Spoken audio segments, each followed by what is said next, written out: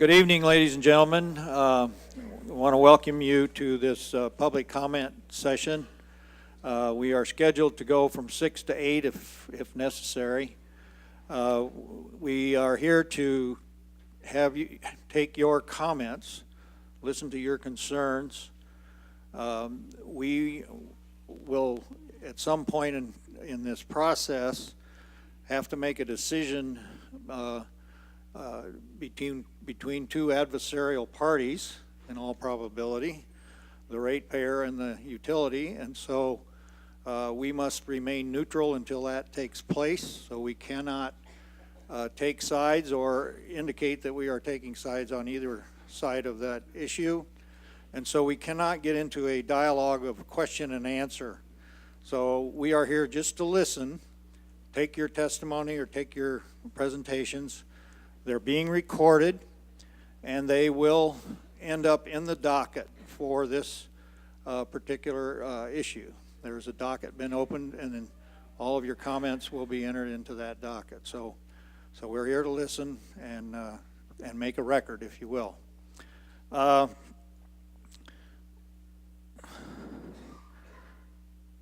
Also, there's been an announcement made, and some of you are aware of it, I believe, I've heard. We are going to have we actually have an open meeting tomorrow and a staff meeting. And an item has been added to the agenda, and I guess I should just probably read it and make sure we got it accurate. Hold on just a second. When we have our regularly scheduled open meeting, we take up the items that have been researched and put together over typically a month a time. And a lot of times following the open meeting, we have what we call a staff meeting, where the 5 commissioners sit down around a conference table and talk about procedures sometimes and sometimes major issues, but typically procedure items. And the item that's been added to the agenda for tomorrow, just added this afternoon at the suggestion of my policy advisor, Mr. Stephen Olea, who has been here and participated in all of these public comment sessions.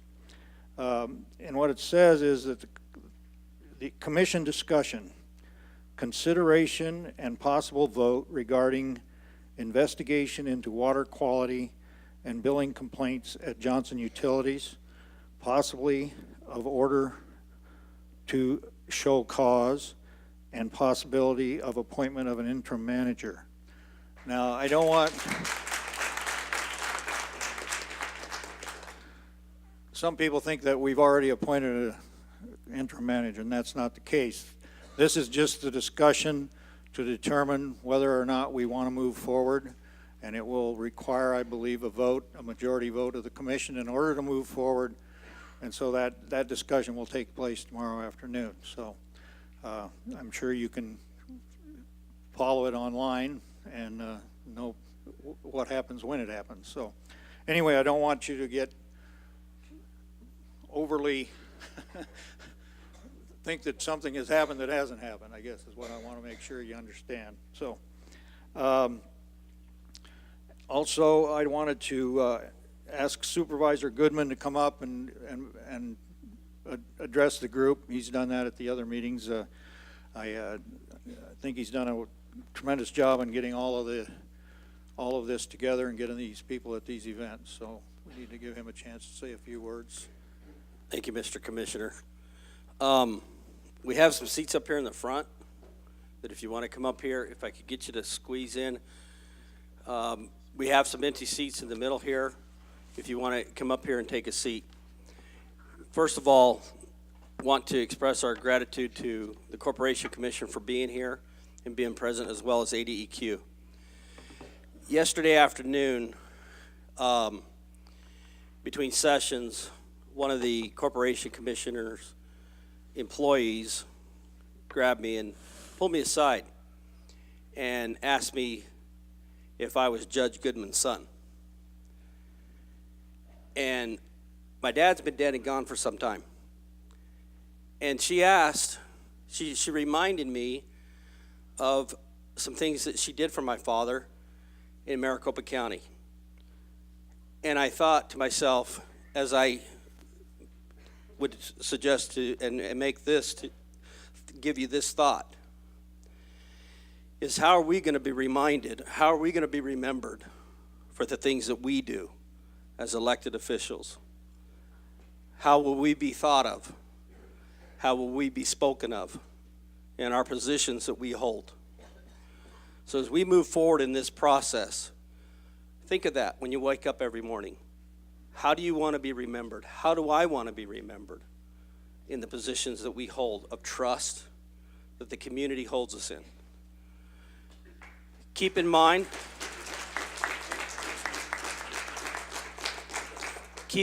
in this proceeding, this is like you come forward, express yourselves. This is your opportunity to speak up and be heard.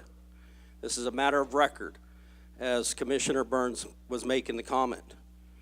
If it's being repetitive, let it be repetitive. They need to hear it. They need to hear it from each and every one of you. Take your time. Come up here and don't be intimidated by in front of this mic. Thank you.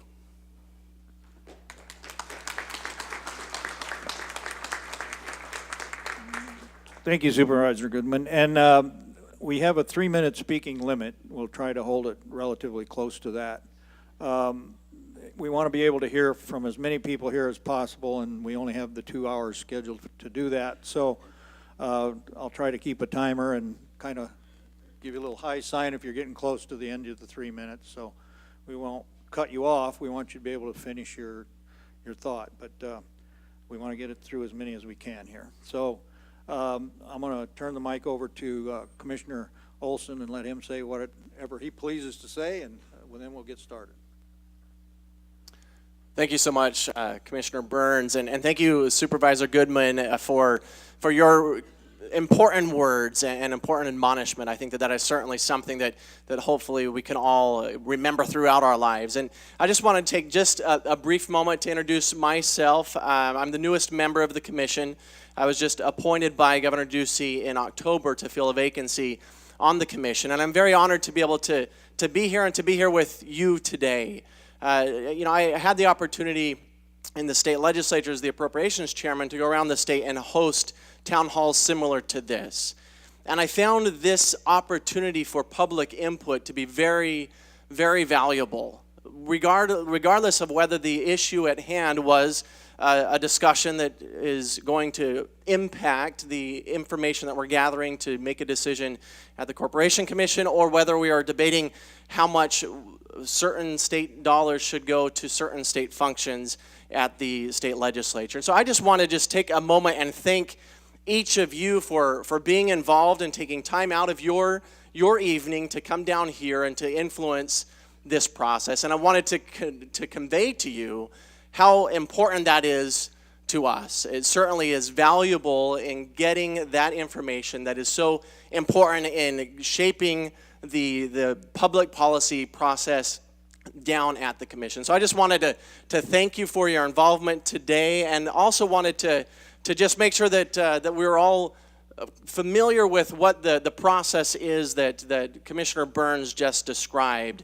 that we have before us. I know at some of the other hearings there was some confusion. Some folks thought that perhaps we were from the company up here, but what the commission is the regulatory body that will, as Commissioner Burns described, be making a decision, and not dissimilar to a judge that hears the parties that come before the judge, gathers the evidence, approaches the case as neutral as possible in gathering that evidence, and then rules in a way that is consistent with that evidence that was gathered. And so that's the process that we have before us here today. That's the process that's before the commission. Right now we are in that information gathering process, and you guys play a very important role in that. As Commissioner Burns mentioned, tomorrow there will be an opportunity for the commission to take some action at the staff meeting that we have before us tomorrow. So I just, again, wanted to thank you for your involvement. Thank you for coming down here and sharing your comments with us this evening and helping us to gather this information so that we can make the best decision possible that is appropriate given the circumstances and the evidence that we gathered today. So thank you so much and look forward to your comments.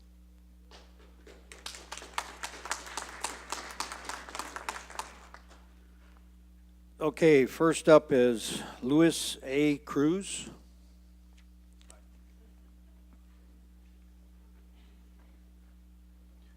And there's a mic there on the...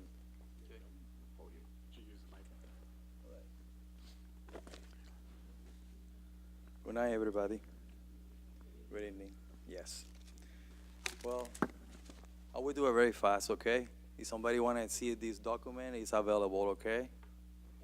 We can take those with us if that's what you want. Someone, you cannot, I cannot show and show some portion because it's involved FBI. Okay. All right. I'm the regular guy. I'm an electric engineer. I'm working.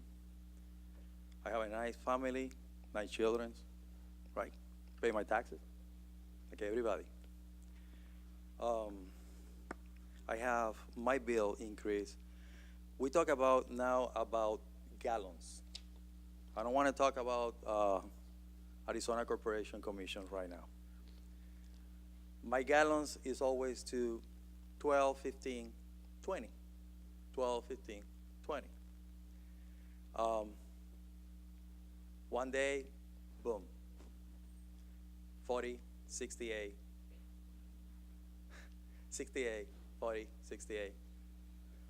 Of course, I went to the office and talked to everybody. Can you put the Yes. mic? There you go. 40, 68, 50.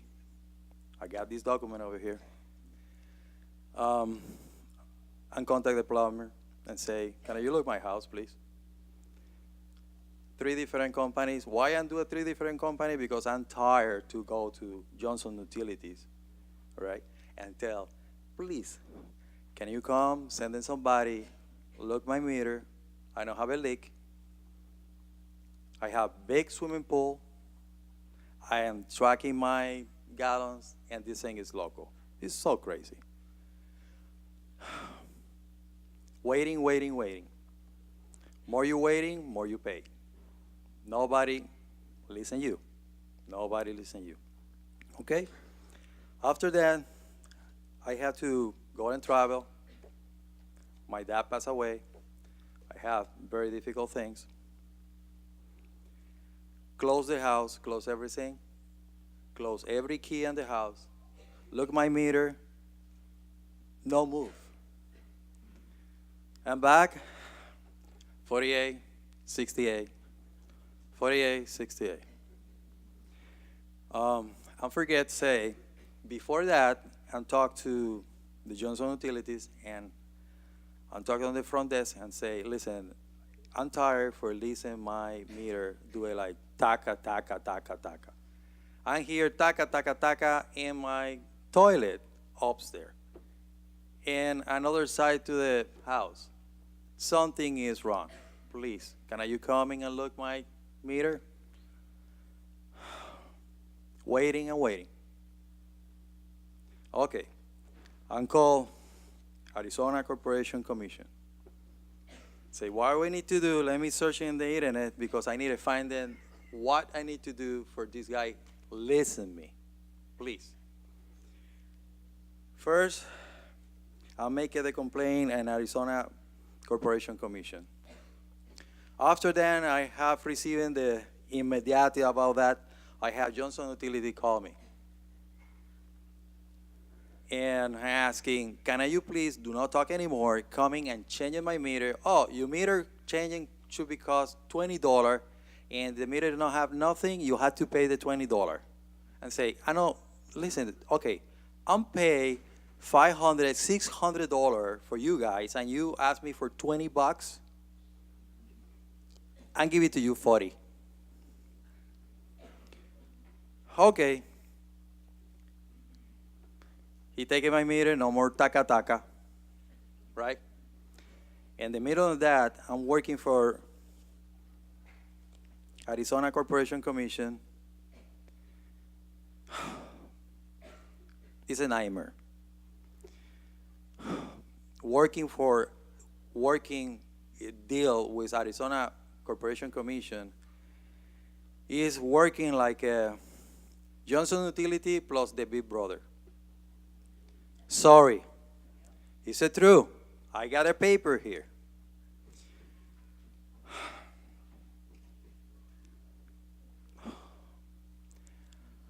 In the meantime, I'm waiting for my bill because I'm saying, okay, new meter. Now, every single day, I'm called Mary for Arizona Corporation Commission. I won't say any more names because this is a lot of names over here. Okay? I'm going to start for Mary. After that, I'm going to start for another people for Arizona Corporation Commission, another one, and say, this is no stop. Okay.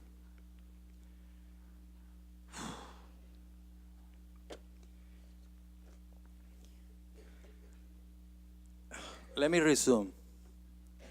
Document is over here, okay? After I'm finding and say something is wrong, why is the communication with Johnson Utilities and Arizona Corporation Commission is brother and sister? This should be something wrong. Okay. And say, I'm called Corporation Commission and say, if you not listen to me and you continue with this, I will call FCC. Next day, boom, I'm call FCC. I'll make a complaint to FCC. All right. After receiving the communication with FCC, he told me, Mr. Cruz, you need to go to Ombudsman. Ombudsman, okay. Let me go over there. I'll go to Ombudsman. I'll make a complaint. Papers is over here. I got it over here. After I go to Ombudsman, oh my God. The guy over there, he's sending me to another one and sending me to another one. And after that, I talked to somebody. He's there in the papers. He told me, you need to call the Congress. I say, all right. Can you explain me what I need to do? Oh, it's too long, but you can go to the internet and you can learn and say, oh, I have a time to learn now. Okay. I'll make a complaint and send it to Arizona Corporation Commission. Boom. Something more higher call me, whatever call me. After then, is coming the result. Mr. Cruz, you meter no have nothing. Nothing? Okay, why I not hear the taka again? Why every day I'm looking and now I see, oh my God, this is my water usage. It's right. Every day I'm sending to Mary my water usage. You see emails over here, a lot. And Mary called me back saying, do not send me any more emails for how you use it there, whatever. Say, oh, now you don't want to listen to me. Okay. Frustration. Everybody feeling the same? Well, sir, we're going to have to ask you to Faster. to wind up here. I went out easy. Okay. Now, Ombudsman, well, just and a the minute. time. Can I ask? Yes. Do you have you said you had some documentation there? I got and it so over forth? here. Is that something that you would be willing to share with us? Yeah, majority, 90-something%. Okay. Well, I think we need to take. If you are willing to do that, we need to take that information with us and see if we can't. You make a Get copy some- because these were originals. Okay? I only Okay. give you my originals. All right. Well, we can probably find somebody. Or to get a you copy. tell me I can mail you, I can deliver it to you, I can do whatever I have here. Okay. Well, if you could mail it, because we want to be able to hear from as many people as possible here. So Okay. we're trying to limit the time. Okay, this is what happened. In the end, I got a meeting with Johnson Utility, his attorney for Johnson Utility, okay? And everybody there, and after that, I call Ombudsman and say, okay, I'm ready. You ready? Everybody ready? Yeah, everybody's ready, whatever it is. Boom.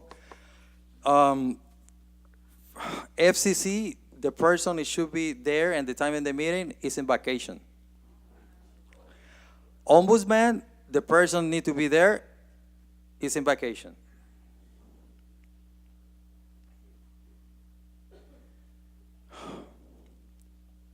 Okay. And say, okay, this is ridiculous. This is a movie, because it's a movie, and see so many movies, and say, call FBI.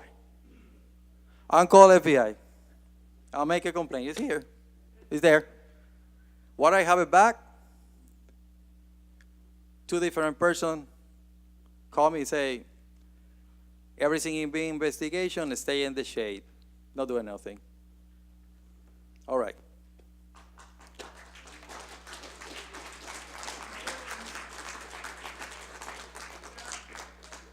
We are USA citizens. We believe in the Constitution in the United States, right? If we believe in the Constitution, this is why we are over here. Right? Okay, again, sir, okay. Thank you. You're welcome.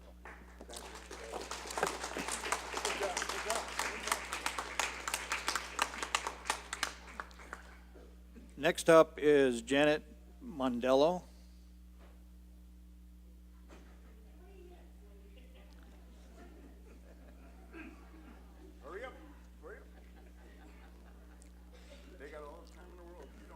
Hello? Okay. This won't take long. I just want to say that the water is abominable. The service is terrible. The pricing is uneven throughout the county. And I don't understand why we're paying for his fines. Thank you. And his corruption and his bribery. Thank you.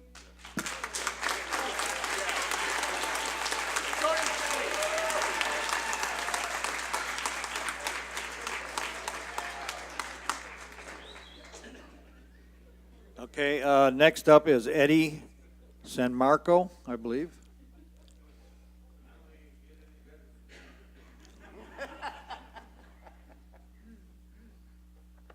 Hi. I've been living in Santan Valley for 3 years. It's the first time I ever purchased a home, so I didn't know to ask, how's the water? It's abysmal. We had to pay $5,000 to install a filtration system in our home because of the contaminants. My bill is anywhere between $175 and $250 a month, and I just think it's ridiculous that they would ask for an increase in rates when they're charging us. The majority of my bill is fees, just administration fees. So that's all I got to say about that.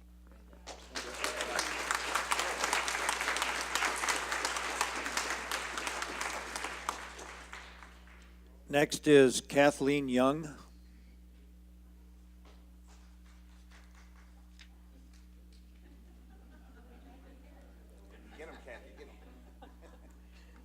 Okay, this is nervous. My name is Kathy Young, and I've lived here for 15 years here in the Valley. I've lived in 10 places in my lifetime, but I've never lived a place where the water was as abysmal as the water is here. I can't even give it to my little Shih Tzu because it will make her sick. So we have to purchase our water. A long time ago, we used to buy water, put it on our counter, and it got our water that way. But now, we go to a company, we get our water delivered. We pay a lot of money in order to drink water that shouldn't be as costly and as lousy as it is. And it's abysmal. The amount of money we pay is outrageous. And I agree that if he can't deliver good water, then he needs to be out of the water business.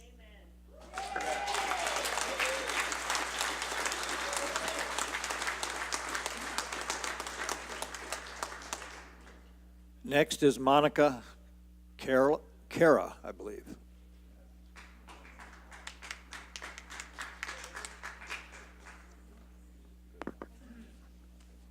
Hello, everybody. My name is I Monica. want to, yes, and I forgot to mention this earlier. We'd like for you to state your name and your address when you come up. And that goes for the rest of the people here too. So. Okay. Yeah, I'm not giving my full address.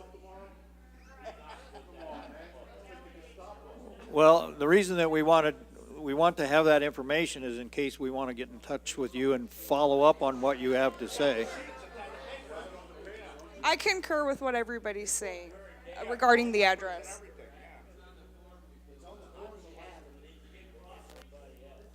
Okay, go ahead and proceed. Okay. I have been a resident of Pinal County since I was 19 years old. My husband and I bought our home the very second we were legally allowed to. We were excited. We had plans for our future, and we had no idea what we were in for. Recently, I have become extremely sick in ways that doctors cannot tell me why. I went in on April 16, 2015 for a cold. I weighed 180 pounds. Every month consistently for the rest of that year, I was sick nearly every 30 days. I stand here before you at 125 pounds. My doctors do not know why. They have gone through me with a fine-tooth comb. Every test you can get, every blood work, every scan, everything. I have tumors in my body. They don't know why. I get migraines, I get dizzy. In August of 2017, I was hospitalized. I fainted and I had a seizure for no reason. Imagine the look on their faces when I fell to the floor in front of them.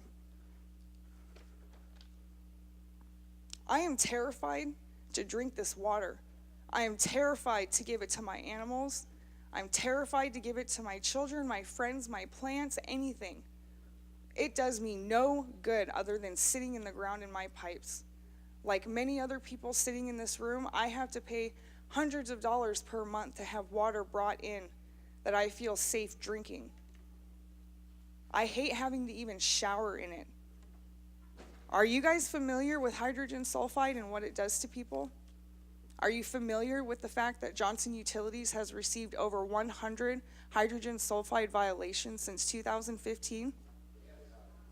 Here, I'd like to read to you what hydrogen sulfide does to people according to OSHA.gov. Hydrogen sulfide is both an irritant and a chemical asphyxiant with effects on both oxygen utilization and the central nervous system. Its health effects can vary depending on the level and duration of exposure. Repeated exposure can result in health effects occurring at levels that were previously tolerated without any effect. Low concentrations irritate the eyes, nose, throat, and respiratory system, i.e. burning, tearing of the eyes, coughing, shortness of breath. For anybody in this room who's familiar with me, my 4-year-old daughter was on Channel 15 not so long ago because her eyes and her nose were burning. Riding outside playing her bike, and she's telling me the fresh air burns. What am I supposed to do? What am I supposed to tell her? I go on. Repeated or prolonged exposure may cause headache, fatigue, irritability, insomnia, digestive disturbances, and weight loss. Moderate concentrations can cause more severe eye and respiratory irritation, including coughing, difficulty breathing, accumulation of fluid in the lungs, headaches, dizziness, nausea, vomiting, and staggering, and excitability. Does that not sound eerily similar to what I just described I'm going through? Why is it I have seen several specialists and doctors and primary care physicians who look me in the eye and say, I don't know what's wrong with you. I know what's wrong with me, and I'm willing to bet some of the members sitting on this board know what's wrong with me too. George Johnson knows what's wrong with me. And I swear to goodness, if I have to pay him another cent, I will cut off my pipes and I will bathe in sparklets for the rest of my life.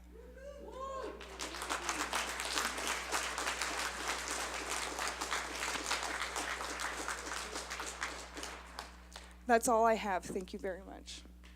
Okay, thank you.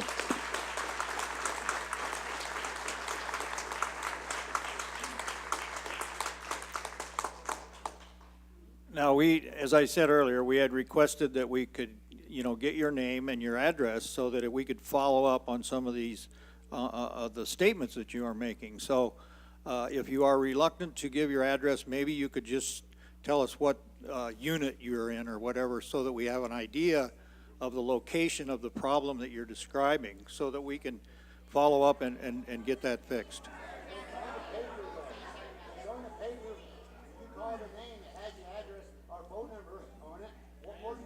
Well, we also are recording. That's part of the process. We're taking a recording to create a record for the docket, okay? And so, no, this is for the commission's use, to have information that you give us. That's what we're here for.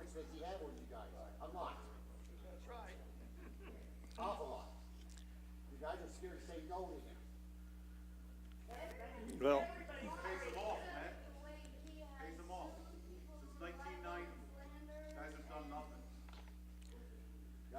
well, we're here to try and get information. We'd like for you to share that with us so that we can use that to do our job. So that's why we're here. So we will continue to try and do that. Sharon Anton.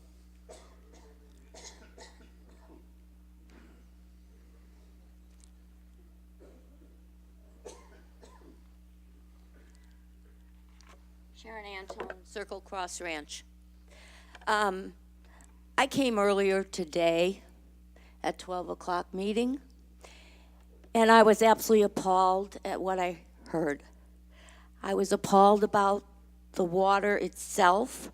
Other issues I knew, some issues pertained to me, some did not. The water meters, the water pressure, all the other issues that we deal with here. But I was appalled especially about one issue in particular. So I felt it necessary to return. So I'm not going into any of the common problems that I heard today because they will be addressed tonight. We have all heard the phrase, well, let me say this. For those who don't know, Mr. Johnson is Greek. And we've all heard the phrase, be aware of Greeks bearing gifts. Well, I'm going to tell you, be aware of Greeks bearing water. Many of us have read about Mr. Johnson's ties to corruption, and no doubt Johnson Utilities is a corrupt business. I understand Mr. Johnson's lawyer was in the audience today, and he's probably here tonight, so be careful. Before I went to the meeting earlier today, I was watching TV, and I was watching about the 8 students who survived the recent shooting, who were at the Capitol in Florida, and were speaking at the podium that had Senate, State of Florida emblem on it. They each spoke of their experience while other students were outside giving speeches. I was brought to tears, but they were an inspiration. Their message was never again. These students were going to do everything in their power to make a change. And that's what we must do. We must do everything in our power to make a change at Johnson Utilities. Although our issues with Johnson Utilities are not as traumatic as a school shooting, in one way it is similar. Every household that gets water from Johnson Utilities stands a chance of being poisoned or developing other serious problems due to unsafe water, whether by drinking or having it contact your body or from breathing. We are all targets of Johnson Utilities abuse. Johnson Utility could be slowly killing people, and we cannot afford for this tragedy to happen. It is evident that Mr. Johnson does not care. He has total disregard for the safety of his customers. His greed is apparent, and something must be done. These issues are abundant relating to Johnson Utilities. We cannot afford to wait for a tragedy to occur. A commissioner said this morning it could take 9 months to a year to resolve. I assume he was talking about whether or not to allow a rate increase. What about correcting all the issues? Are they under the commissioner's jurisdictions? Or will these other issues be even dealt with? And like the high schoolers who spoke today and committed to a goal, we must do the same. We must have a passion to correct this abuse and do whatever is necessary. I think it's up to everyone, every customer of Johnson Utility, to deal with the demise of Mr. Johnson's water company. I don't think we can count on politicians, and we must band together.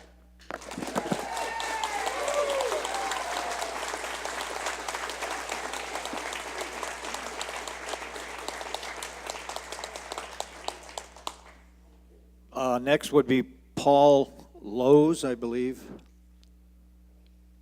I'm not sure about the last name spelling here.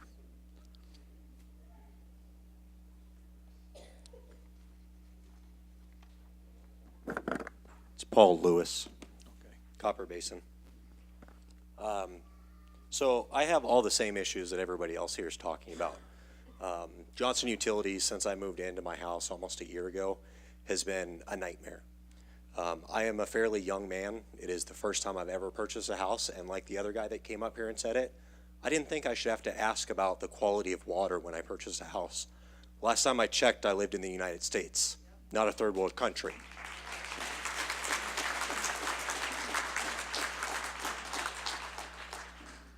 But this isn't about the quality of our water, it's about a rate increase. So this is what I want to know.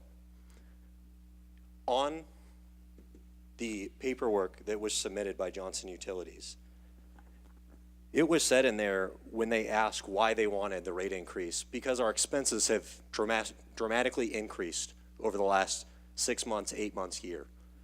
When they asked why, they said it's because we're having to pour more chemicals into our wastewater treatment plants because the smell is out of control. Wow. Smells out of control, isn't it? Yeah. But because they're facing fines now, they're finally going to do something about it. But in the exact same statement that was made, this man that has been doing this for 25 years in the same industry, who admittedly said, we know that the way that we treat our wastewater ages over time, and as those treatment plants age, guess what happens to them? They develop a stench. He said that. He knew it was going to happen. He's been in this company for 25 years, doing the same thing for 25 years. And yet Johnson Utilities failed to plan for these things to happen. And they want us as consumers to pay for it? That is absolutely insane.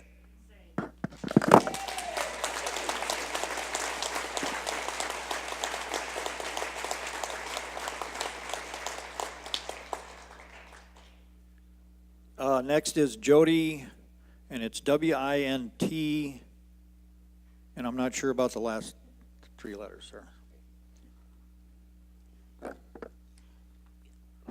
Good evening, everybody. My name is Jody Winters. We live in Rancho Bella Vista. My husband is Patrick Winters. You know, I don't even know where to begin. Patrick and I bought our house out here 5 years ago in 2013. And again, we didn't think to ask about the water quality. We didn't think to ask if we'd have to replace our dishwasher or our dishes, or if we were going to be able to feed our or cook with it, or give our grandchildren water out of our tap. Many times we have turned our faucets on. It has been brown water with what looks like toilet paper floating in it. That is disgusting. We own a brand new home. How is that possible? And Miss Monica, my husband is experiencing the same exact medical problems. Doctors have no idea what's wrong with my husband, who was at one time a very healthy man. And then now he's asking for us to pay more so he can pay his attorney for the 30 plus counts of charges he has against him? I don't think so. We should not have to pay for his legal fees, because that's what it boils down to. Why should we have to boil water? Why should we have to boil water? Right, you can't. No, that's right. You can't boil out the nitrates. You know how many times my husband has been to the doctor since January 1st? 15. 15 times, and they have absolutely no idea what is wrong with my once very healthy husband. This is ridiculous. And I really hope that we're all not showing up here for no reason. I really hope. Because it took a lot of courage for every single one of us to come out here. But we are a small community, but we are big. We are big in numbers because we have shown up and we have shown you guys. We have shown you. We purchased a home in Santan so our daughter would have a safe place to go to school. And we can't even give her water. We can't give her food. I mean, it doesn't make any sense. The American dream is gone. Thanks to George Johnson. Thank you.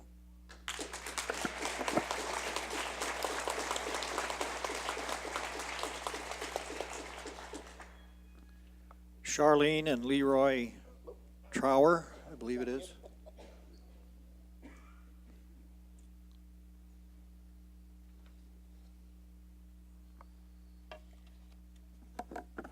Good evening, Commissioners. Thank you for letting us come and give our opinion about Johnson Utilities. My husband and I have a couple of concerns, and one of them is the lack of accountability from Johnson Utilities Company, their employees, and everybody that is associated with them. I'll just give you a little bit of insight on an incident we had that happened in February of 2017. We needed some plumbing work done, and we called the plumber, and he came out and fixed our problem. But he told us that we needed to call Johnson Utilities because there was a little leak at the valve by the street that he could not turn off completely so that he could do our plumbing work.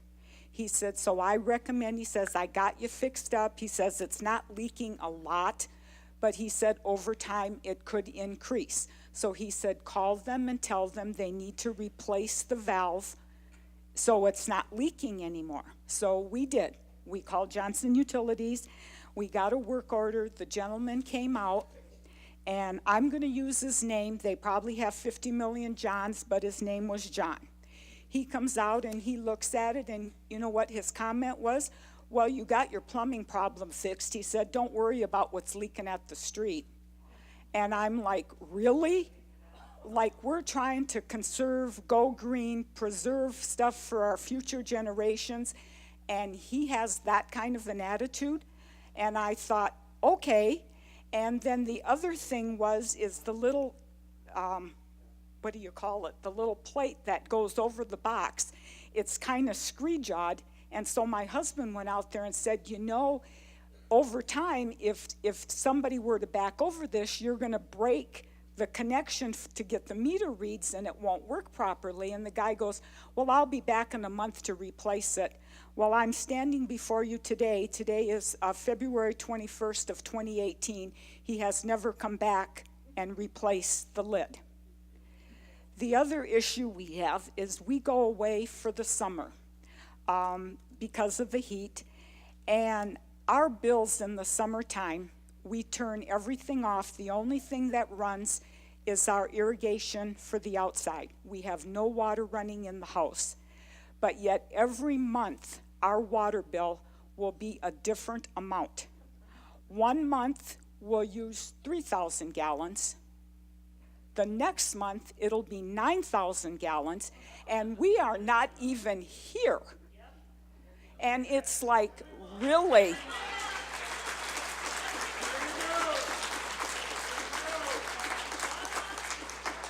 And I guess another concern I have, and maybe I'm too logical, common sense, whatever you want to call it, but how can you stand and send out a bill to people every month and tell them that they use exactly 3,000 gallons 1 month, 9,000 another month, 7,000 the next month? You know, I'm not in a household that operates that way. I'm probably using 5,675. That's how many I want on my bill to show that I've used, and that's what I'm paying for. I don't understand this rounding up, rounding down. I don't know what that is, what kind of math that is, but in my book, that doesn't cut it. Thank you for letting me vent, and I hope that you guys do the right thing. I've worked for the commission many years, and kind of brings back a few memories seeing you gentlemen there, but I'm on this side of the fence this time instead of on the other one. Thank you.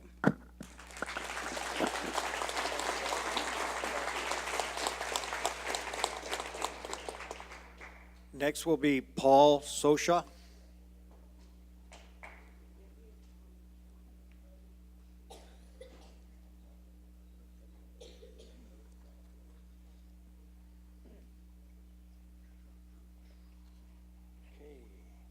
Microphone?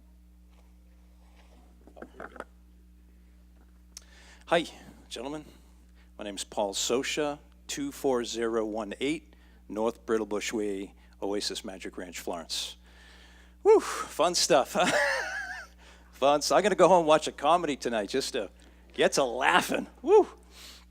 But anyway, my wife and I, we moved here 7 months ago from Southern California. Before that, we were from New England. But we, job-related, went to California. And for 3 years, after paying high rent, you all know what the rent's like in Cali.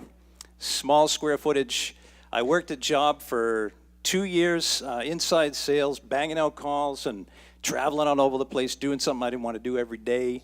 So I could save up enough commissions to come out to Arizona and buy a smoking pad. 2,300 square feet.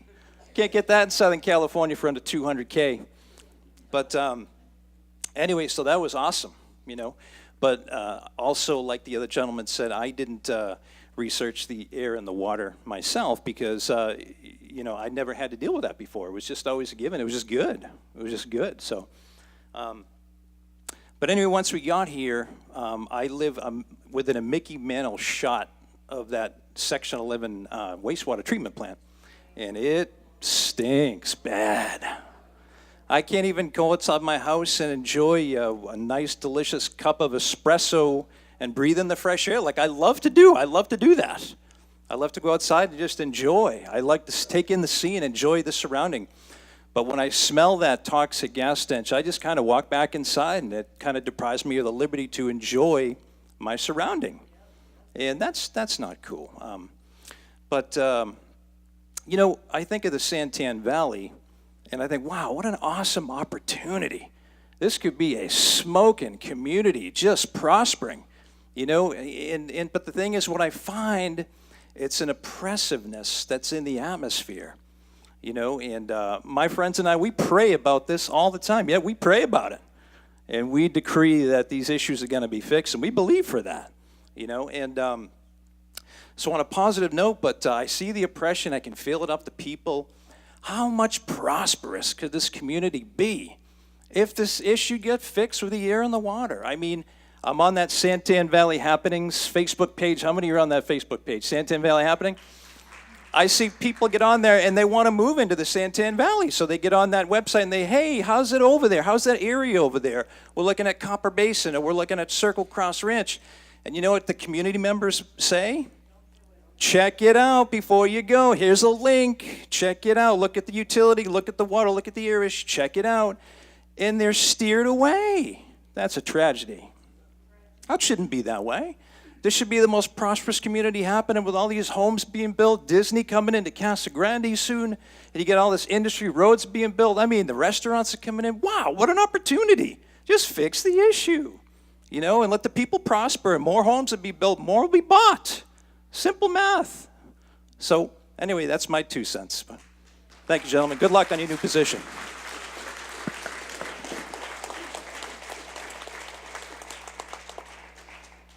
Next is Matthew O'Connell.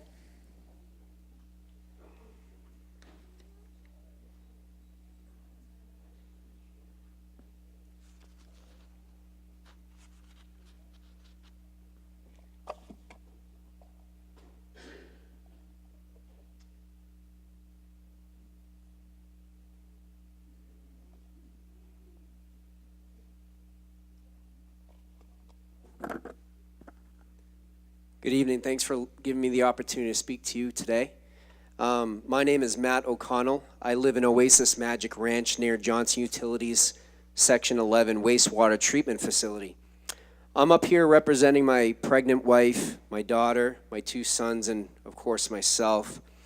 Personally, my family has been and is currently directly affected by the daily hydrogen sulfide hazardous gas releases from Johnson Utilities Section 11 wastewater treatment facility. There are days and nights where we can't open any windows in our house because it's literally engulfed with the rotten stench of the hazardous hydrogen sulfide gas from JU Section 11. There are nights where the toxic gas is so strong it literally wakes me up at night.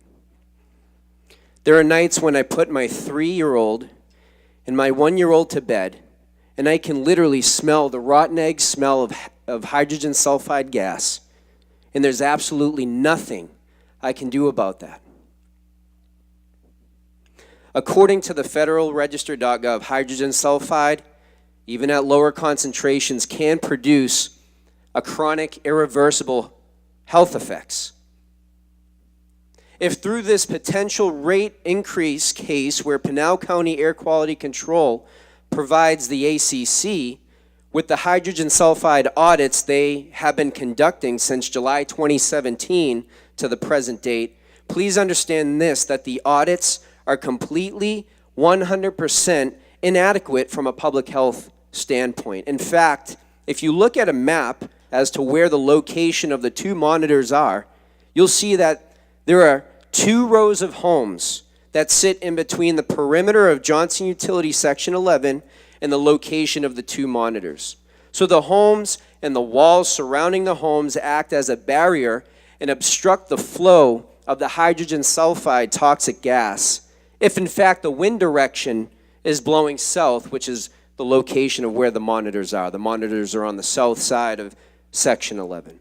The hydrogen sulfide audits do not take into account the following sides of the JU Section 11 facility: the north side, the northeast side, the northwest, east, south, southwest, and the majority of the southeast sides of the Section 11 facility. The audits also do not account for the other sewage treatment facilities, nor the many lift stations that are throughout Pinal County. This audit doesn't account for the other hazardous gases the sewage treatment facilities typically release, such as ammonia, methane, esters, carbon monoxide, sulfur dioxide, and nitrogen oxides. Pinal County Air Quality Control is doing the absolute bare minimum as it relates to the code of the law and the audits of the gas. However, from a public health standpoint, that area surrounding JU Section 11, even right now, is still in a public health crisis. So in conclusion, I declare a resounding no to the rate increase, as Johnson Utilities is not even able to provide basic water and sewer services, to provide clean drinking water, and the ability to control and contain hazardous gases in their sewage treatment facilities.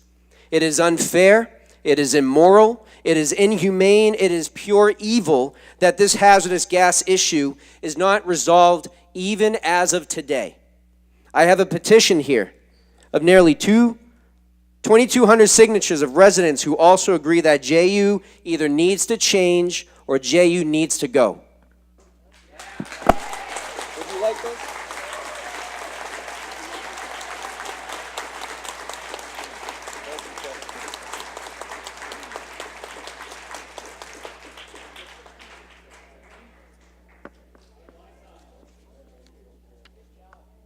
Next is Alan Hilton.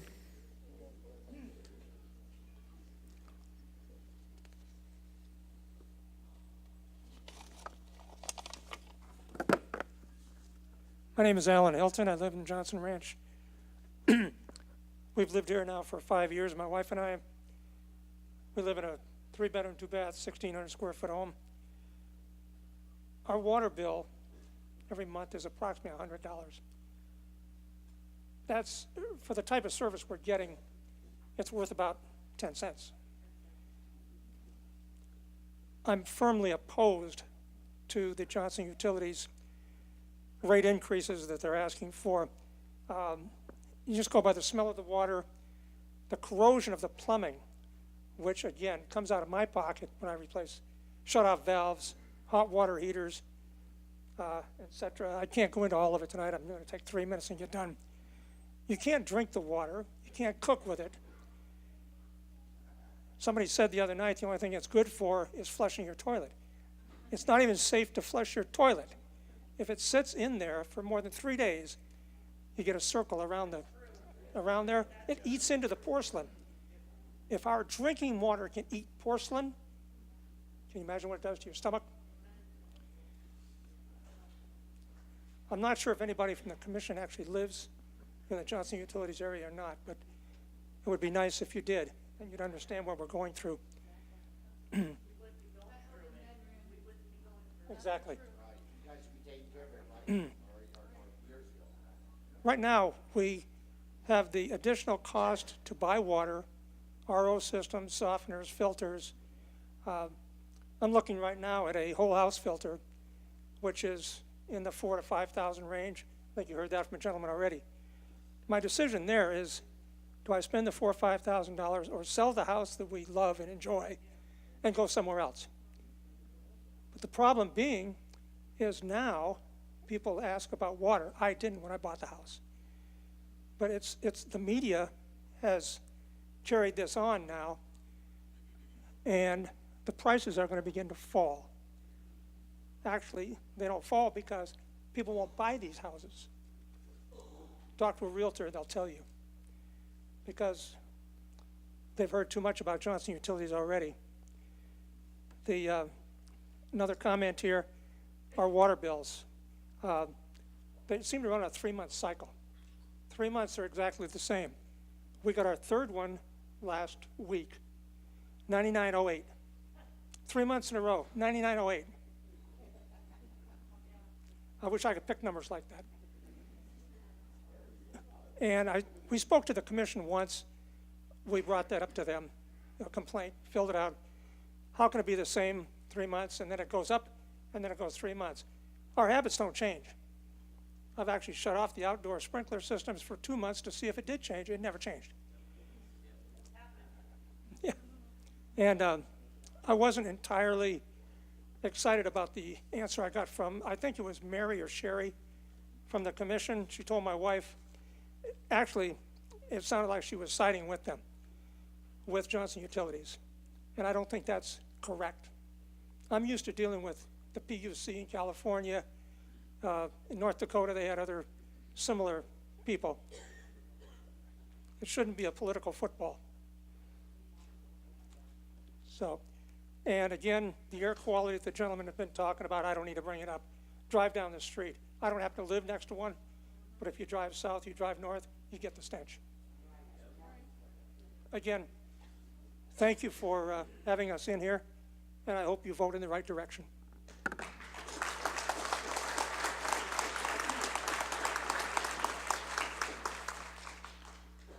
Next is Ray Torres.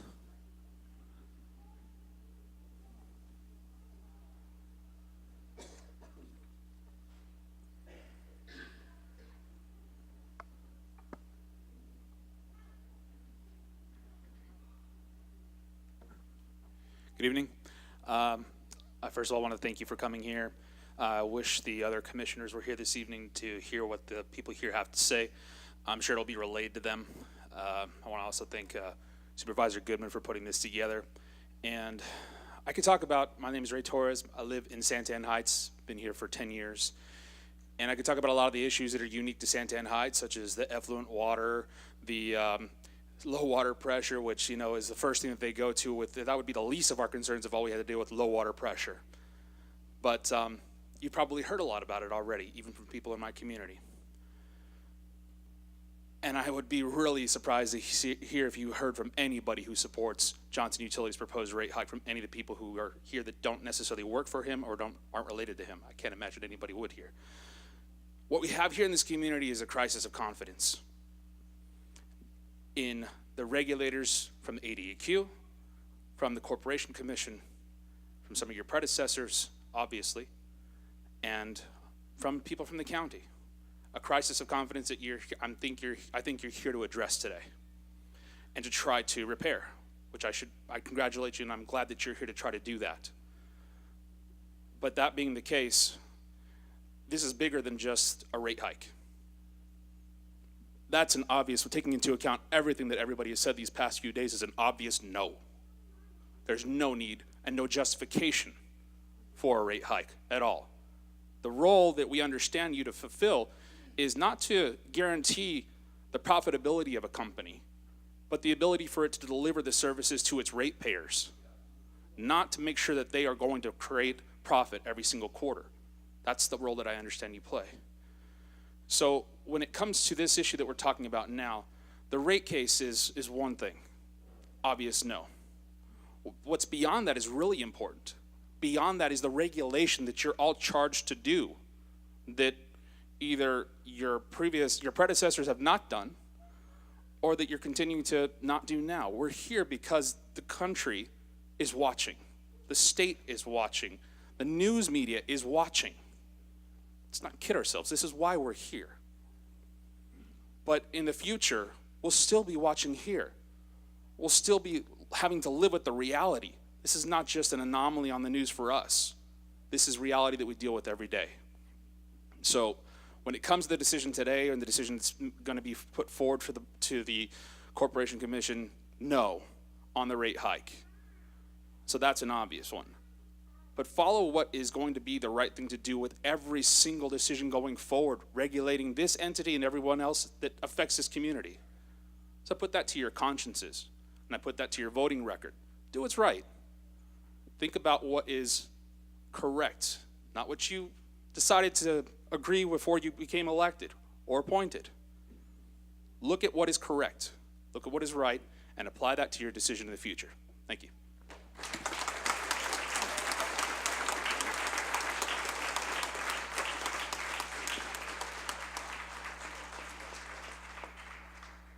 Next is Gary Murray.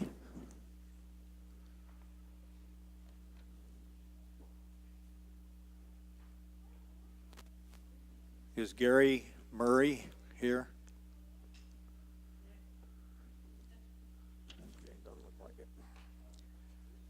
Okay, Mike Clark.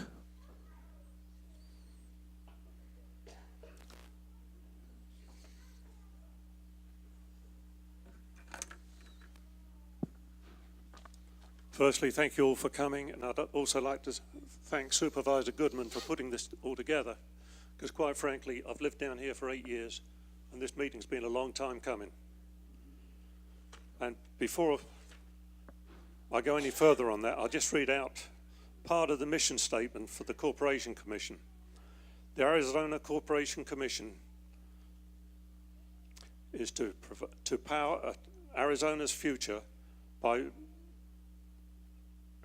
reassuring safe, reliable, and affordable utility services. We're not getting safe, reliable utility services.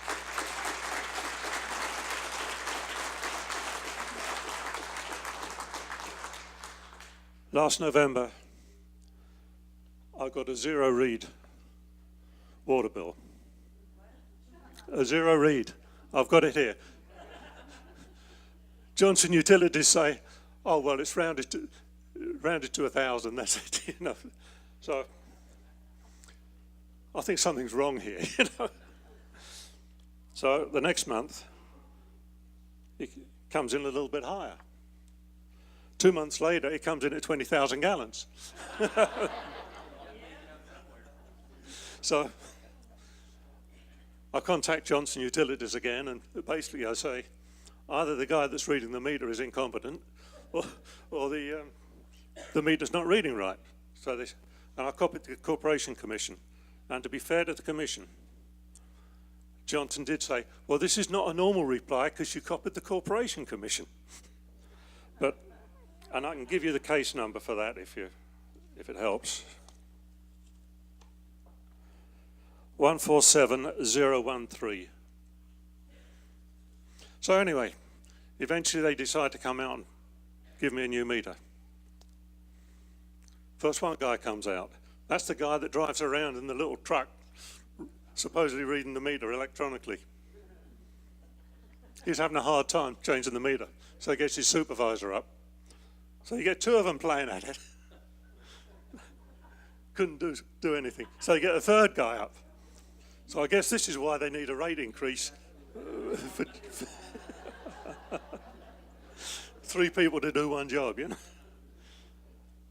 So anyway, they did change it, and now we're down to the normal read, about 3,000 or 4,000.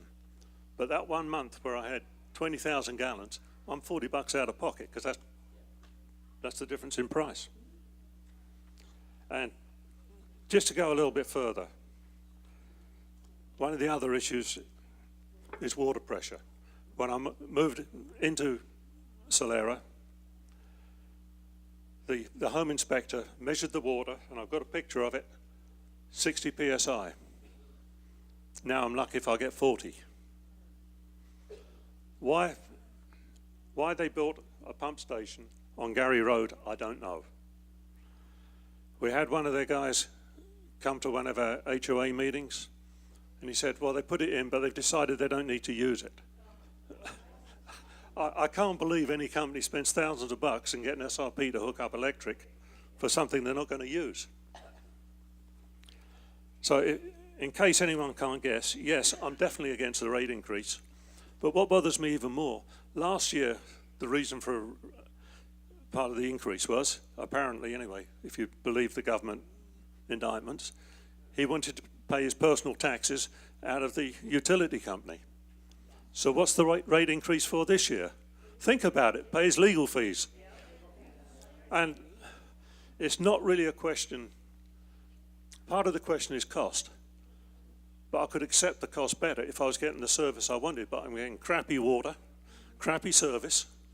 I'm not getting anything out of Johnson Utilities. And to get them to do anything is like pulling teeth. So that's really all I've got to say, but I would again remind the Commission of your mission statement, because we rely on you guys to control Johnson Utilities, and frankly, it hasn't been done that much in the past.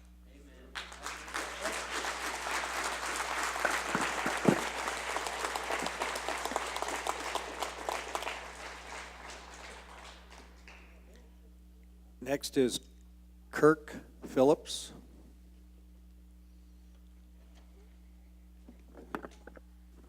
Hello, everyone. Johnson Utilities, I mean, welcome to Flint, Santan. I mean, that's pretty much what it is. You guys like a glass of water? It's a joke. I mean, basically, I just want to say, you know, George Johnson, since 1990, is corrupt. I mean, he does whatever he wants to do. Nobody regulates him. They don't even send trucks out to read meters. They decide that whatever bill they want to charge you, that's what they do. They charge you. It's a joke. I've never lived anywhere where this has gone on. And something needs to be done. Johnson's family needs to go. Put somebody in here, whether the state takes over, something has to change. We're sick of it. That's it. Thank you.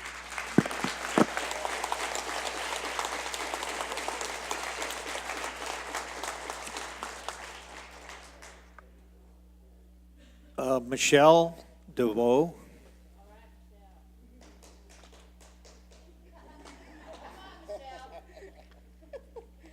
Where'd the microphone go? Oh, there it is.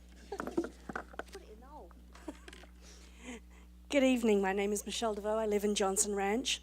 First of all, I want to say thank you for holding these meetings and allowing us to express our concerns and grievances. I hope you've not only heard what we've had to say, but you've truly listened to us as customers. We have multiple complaints over multiple years. Johnson Utilities provides a fundamental service of such a bad quality and customer service that if this was a restaurant, the health department would have shut it down years ago for endangering the public's health.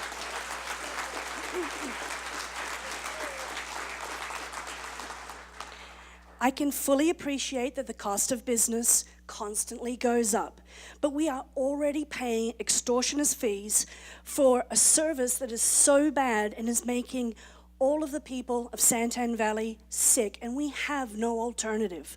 Respectfully, you don't live here.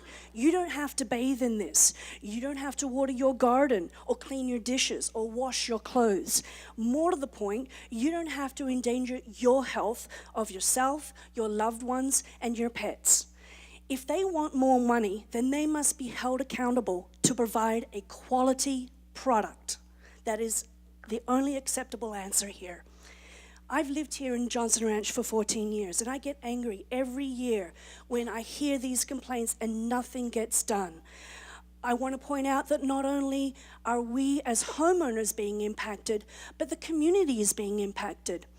Johnson Ranch Homeowners Association is now having to spend hundreds of thousands of dollars, almost millions, to redo our irrigation system because we cannot get above 40 psi for the sprinklers to work to water our grass. We have had DLC, the previous gardening company, give us a report and go around throughout Johnson Ranch and prove that we're not getting the water pressure. So we're going to have to get rid of our greenscape. We're going to have to change what our community looks like because Johnson can't give us a quality product with the right pressure. Anything that we do get out of the water hose kills the grass. This is unacceptable, absolutely unacceptable. I just want to say, I hope you really take this to heart. Everything that everyone has been saying. We will be watching you and we will be holding you accountable.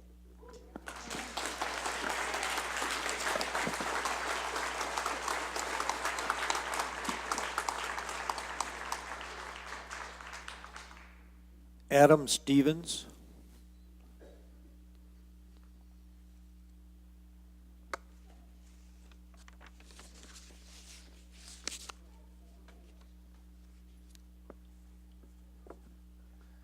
Hi there, my name is Adam Stevens. I live in Taylor Ranch, Santan Valley, and I wanted to thank the commissioners who came out here today. I'm kind of in a unique situation in that I know each individual who serves on the Corporation Commission. At different times, I've met with you individually or at other events, and I've had conversations with each one of the commissioners about civic leadership and the responsibility of the proper roles of government. And to start out, just to make it very clear, the rate increase being requested by Johnson Utilities is asinine.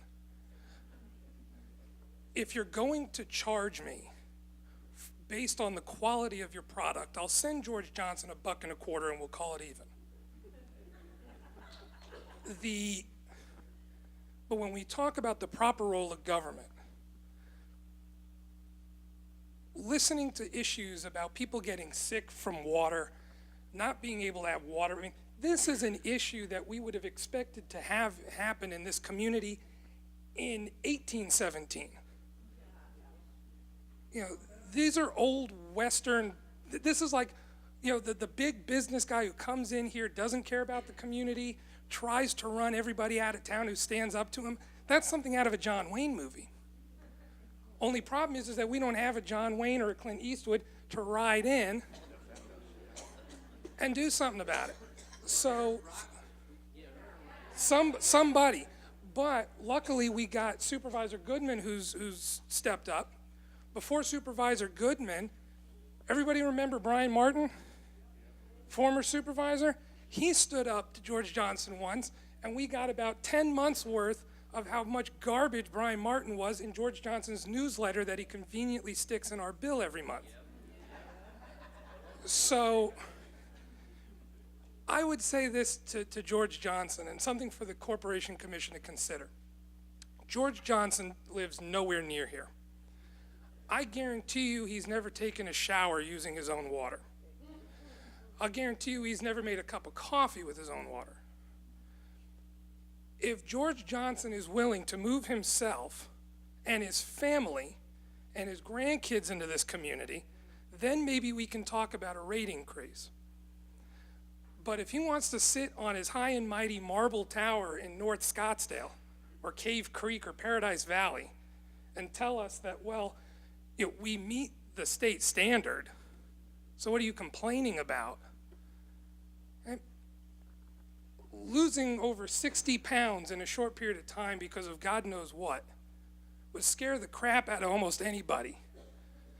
And for George Johnson to sit here, what, so we could pay his legal bills? Apparently, at some point in time, one of our rate increases went to go pay a lobbyist, supposedly, to go pay people off so that a regulation could be passed so that we could pay his property tax, his personal income tax. If I tried to do that, I'd be in jail for 50 years. And that's assuming they'd give me that. I know each individual person on this commission. I know you guys and what you feel, at least what you've said you feel about the responsible role of government. You are the regulatory body we as citizens have to go to. I understand there's always two sides to a story, but this is rotten to the core. We need you guys as a community, we as a community need you guys to act on what you have said you guys believe in. We'll back you up. George Johnson, I understand, he can write checks that people in this room can't write. He can pull levers and influence policy in ways that a lot of people in this room can't. But we as a community can stand up. There's over 100,000 people here. I guarantee you guys that if the Corporation Commission stood up for us and didn't worry about George Johnson, we'll back you on it. And when it comes to re-election, we'll remember those who stood with us. So please, let George Johnson find the money in his own bank account to fund whatever it is he wants to do. We're sick and tired of doing it for him. Thank you very much for your time.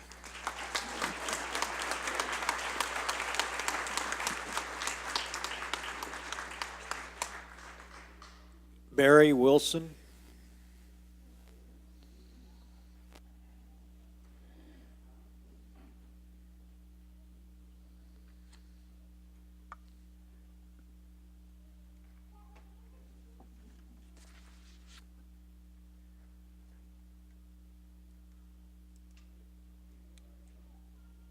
My name is Barry Wilson.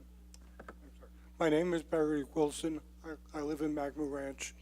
I'll apologize up front because a lot of what I'm going to say, you've already heard it, but I feel it needs repeating. First, I want you to know that we have lost faith that the ACC will do what is best for us. You are there to protect us, but you protect the utilities. I was at an ACC meeting during a rate case for Johnson Utilities. This was just after Johnson Utilities failed to notify anyone that their water was bad. When that was brought up to the ACC, the reaction of the ACC was to basically say to Mr. Johnson, you won't do that again, will you? The vote was 3-2 for that being the only punishment. However, you did give him his rate increase. Another time was when you voted to allow Mr. Johnson to increase our bills so that he could pay his personal income taxes. I would like that money returned to us. I do not know of any other business that has a line item for their customers to pay the company's owners' personal income taxes. If you know of one, please let us know. I would also like to share with you that one of my first encounters with Johnson Utilities was when we first moved here. I pay my bill through my bank's online bill pay. The money goes from my account directly into theirs.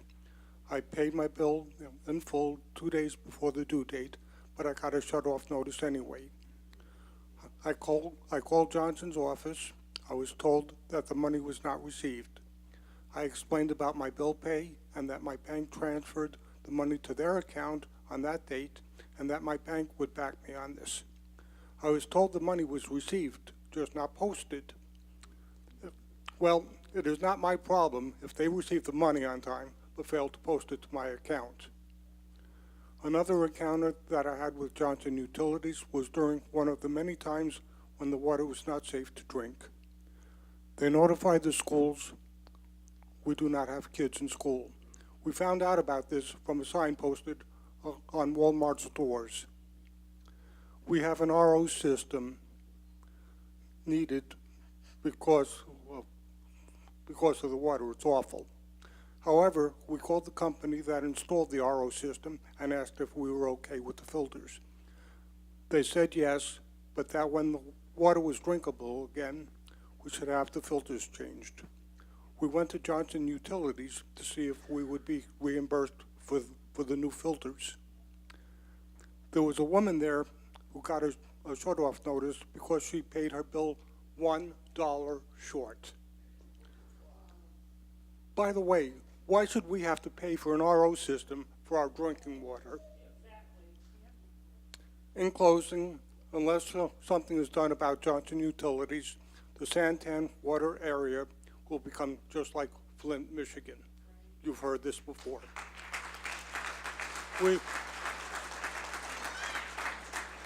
We are begging for your help. Since we've been here, you have only helped Johnson Utilities.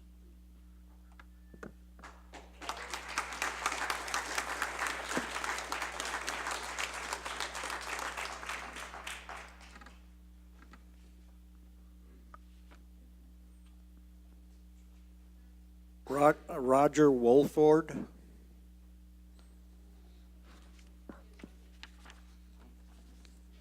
I'm Roger Wolford. My address is 31047 North Gecko Trail, Johnson Ranch, Santan Valley, 85143. That makes you happy. Okay. You know, I don't see what good you guys are.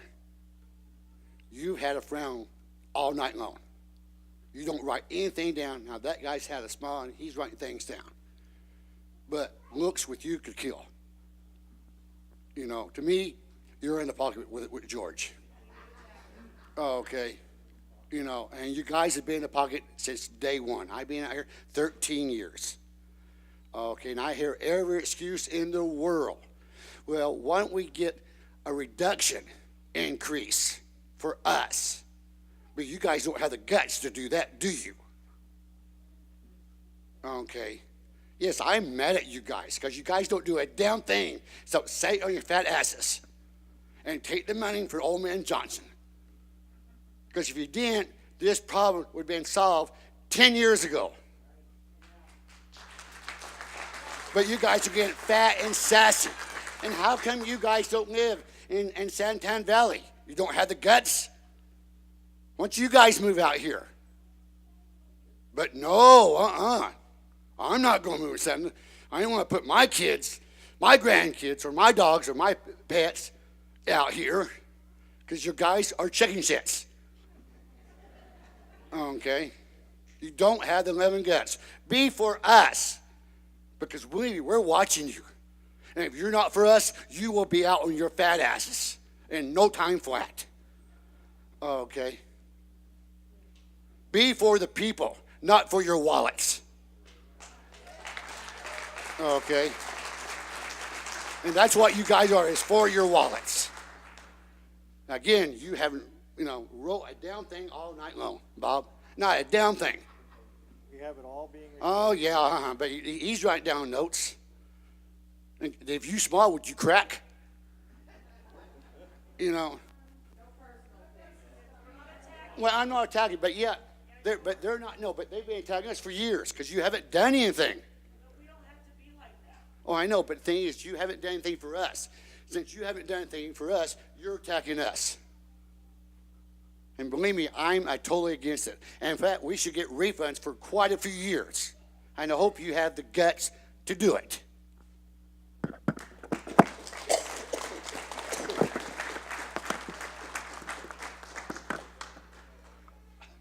Emily.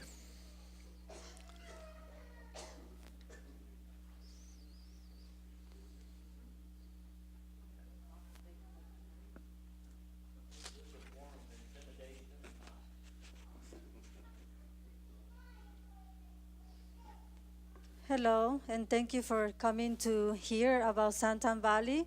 My name is Emma Lee, and I live at 488 East Taylor Trail, and I'm not intimidated. I'm here as a mother and as a wife. I have 2 children, and my vote is no. Do not give a corrupt individual the right to raise our bills or utility bills.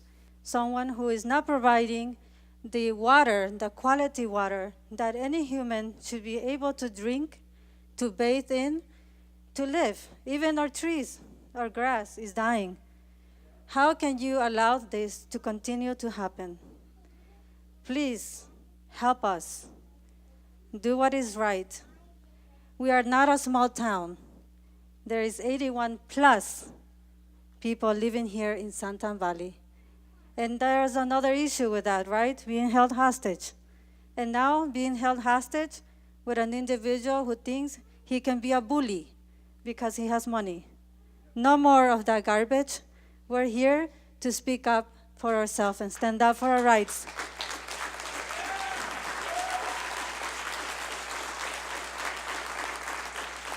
I come from a third world country, from Ecuador. To come here to, I'm not going to say that word, to come here and drink water that has feces. I didn't even drink water in Ecuador, and I'm coming to do this here in the United States. This is absolutely crazy. I'm drinking poop water. This is wrong. Please help us to no longer drink poop water.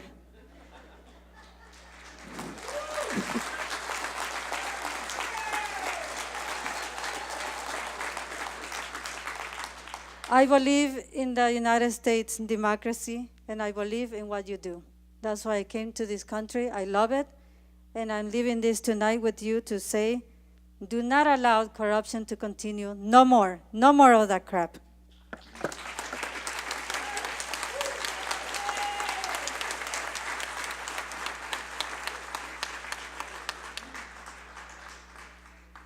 Jonah Wilhelm.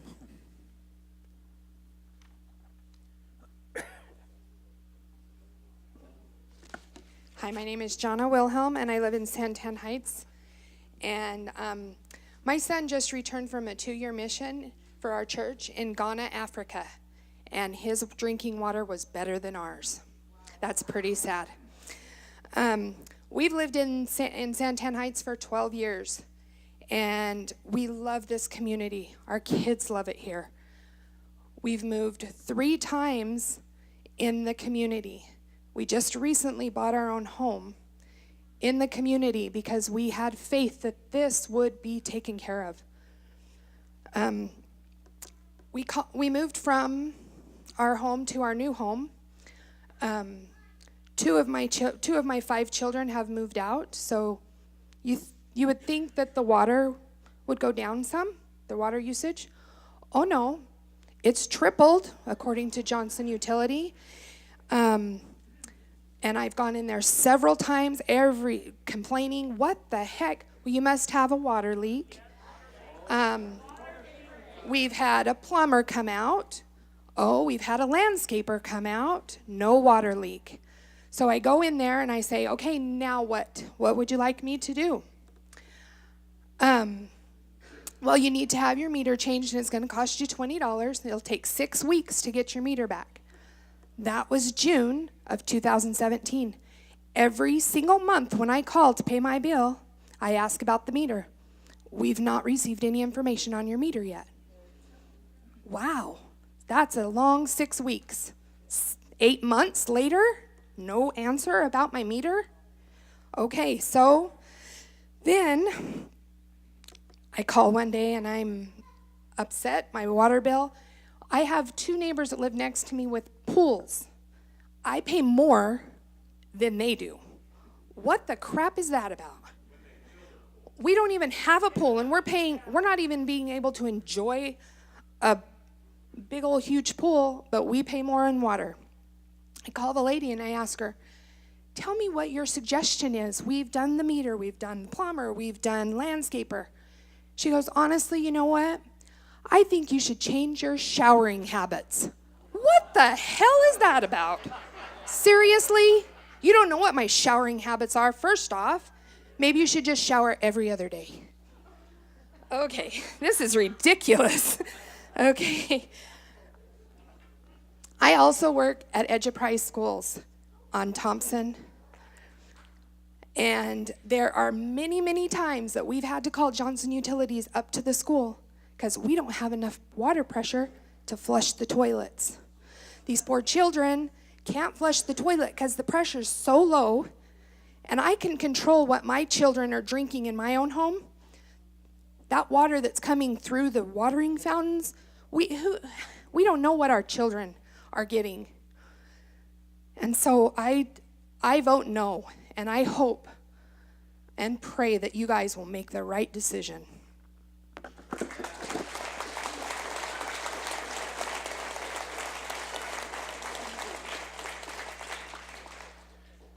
Deanna McKendry.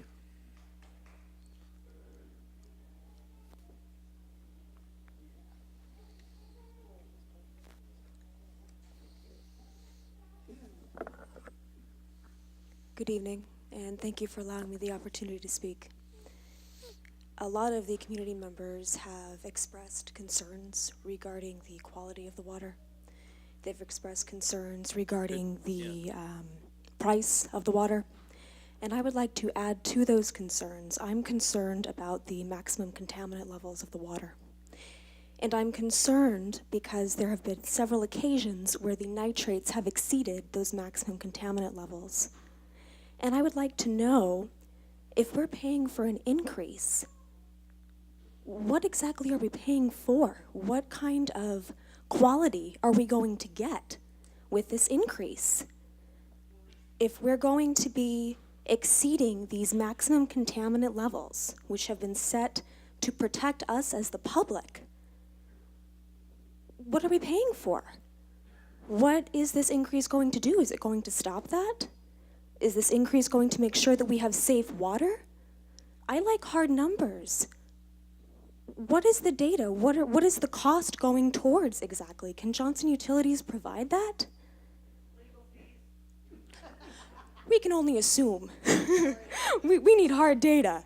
I want to know what it's going towards. I want to know if I'm paying for this increase, what is going to happen? Quantitatively, what is going to happen? How can we ensure that we're going to be safe drinking this water?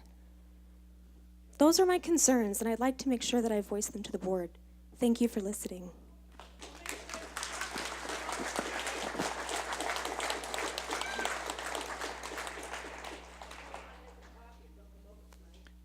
Stephanie Mack, I believe, M-A-A-C-K.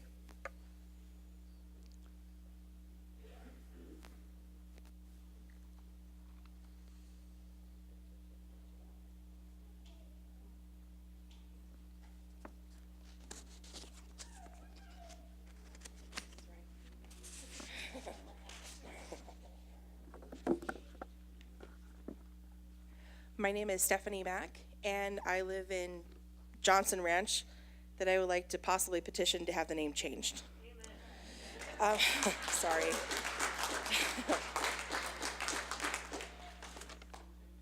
Forgive my notes, I won't take a lot of time, but I just wanted to talk about a few of the issues that we've experienced. I have a white bathtub, and when I fill the bathtub full of water, it's blue. And I don't understand how that can be, but that's one of my concerns. Another one is when I get up in the morning, ready to start my day, I turn on the faucet to brush my teeth, and the overwhelming smell of mildew comes out. It is horrific, and it's gagging. Another issue is my sitter, which I think I lost my little one, my sitter has to buy bottled water just for the kids, and that's a full-time job for her. That's an added expense. Also being notified of the nitrate levels after the fact.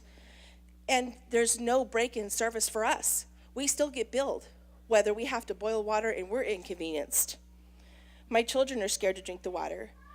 There's poor customer service when you call in. I don't know what training they receive, but it's not much. Yes. Poor computer systems, the inconsistency in billing, which I'm sure you're hearing. How one month it can be one way and the other month it's a different. It's just overwhelming. And for a long time, we have been hesitant to say something because of this, forgive me for saying this, sue happy factor that Mr. Johnson has. If you speak your mind, heaven forbid, you get sued, which is why I didn't say my address. The amount of attendees at these multiple meetings should show you the concerns that we do have. As you can see, we do need help by the frustration the attendees have. And not just to mention, there's also an ethics issue. And this is overwhelming. This has happened in Mojave County, Pima County, and now Pinell County for way too long. With this water treatment plant he has, this is old technology. There's other improvements that can be made than just to let it be because that's the way it's been. If maybe he would stop buying ranches in other states and invest in his own community, maybe we might think that's okay.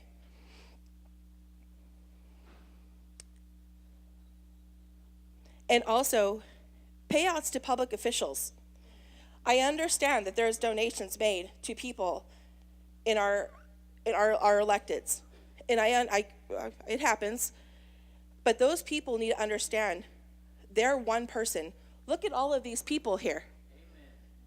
We need help, and we need someone to stick up for us. I understand on March 24th, there's an appreciation day. I can tell you that Mr. Johnson can keep his hot dogs, his rides, and everything else because we don't need it. The appreciation would be to not to increase the rates and to listen to his customers for once. Thank you so much for your time.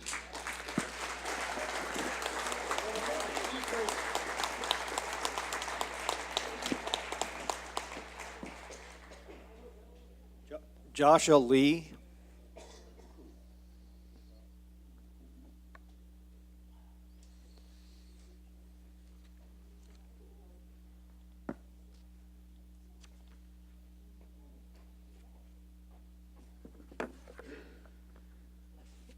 Thank you for putting on this meeting, Mr. Burns and Mr. Olson, for being here. I appreciate it.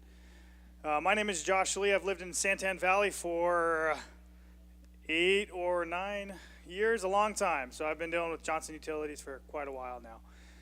The past 2 years have been very difficult, as you've quite heard from everybody else here in the audience, and I'm no different. Poor quality water. I don't need to speak on that, but I will speak on water pressure issues and then overbilling. Several times we haven't had enough water pressure to lift the sprinkler heads in our house, and a lot of times we don't even have enough water pressure to push hot water. We have a large house, and we don't have enough water pressure to push the hot water from our hot water heater to our master bath. It got that bad. As a result, my grass obviously died, and my trees started to die. Finally, I just said, screw it this year. I'll just start again next year. So I turned off the water. My garden died. Everything died. And soon enough, my water increased. My water usage. I was dumbfounded. I didn't have anything. I wasn't using any water. Well, minus what we use inside. So nothing was being watered. And so I'm like, okay, well, that's from the previous month. I'll take that. So the next month, it increased even more. It increased past $200 and into the $300 range for water. I didn't even have a garden. I do have an organic garden. I'm very proud of my garden, which is another issue with the nitrates. And one of the reasons why I lost 5 trees was high nitrate levels. This has to stop. We are relying on you guys to help us, and we're pretty much here begging you. I'm not gonna bash you guys because you guys are here to help us and get our side of the story as well. But please, we are asking you to help us. I know I've talked to Justin quite a bit of times over at the commission. I don't know you personally, Bob. I'm sure you're a nice guy. But we are desperate. We are sick of paying for high water usage. We're sick of crappy water, literally. And we're really sick of being pulled around and not heard. And that's why I'm really thankful that we're actually here today, where we could really voice our opinion. Please take all of our comments into consideration. And of course, I am very against a raise of water increases. Thank you.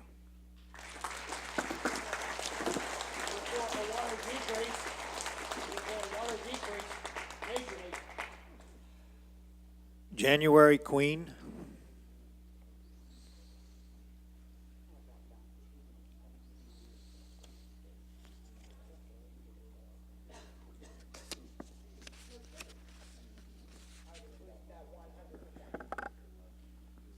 Hello, my name is January Queen. It's not a fake name to pretend that I'm not who I am.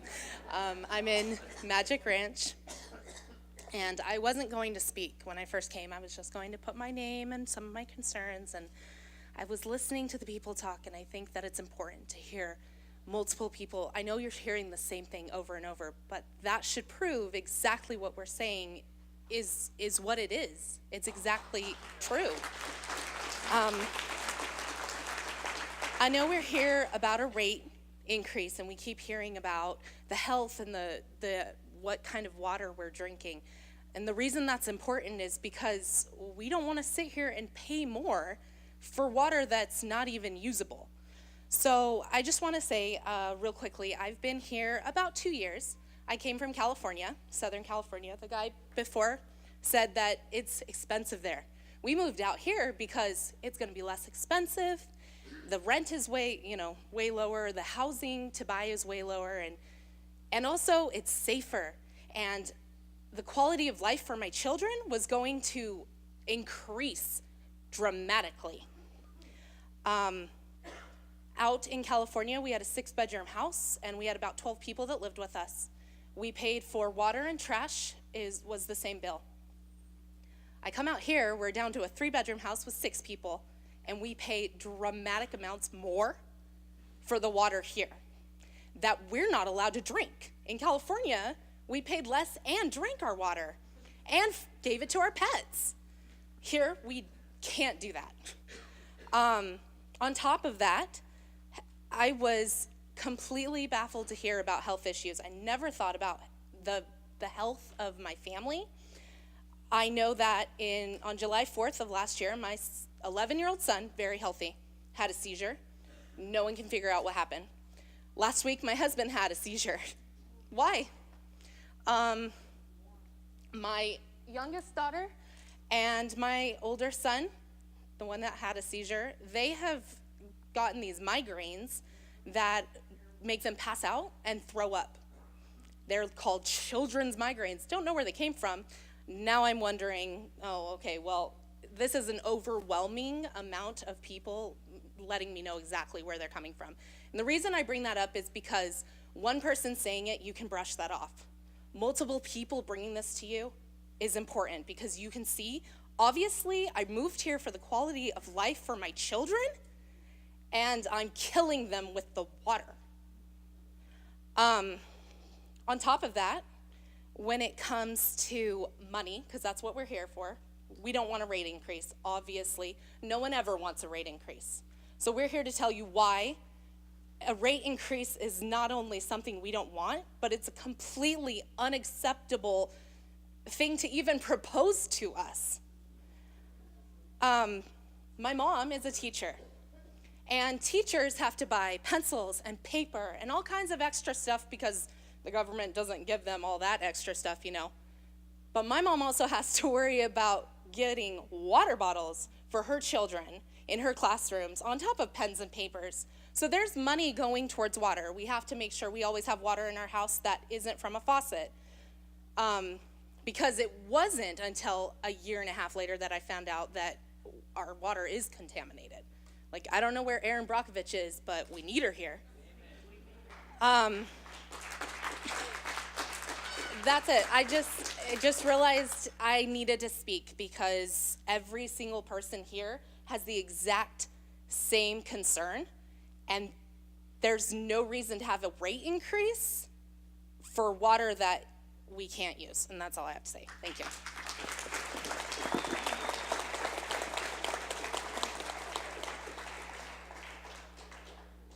Catherine Reed.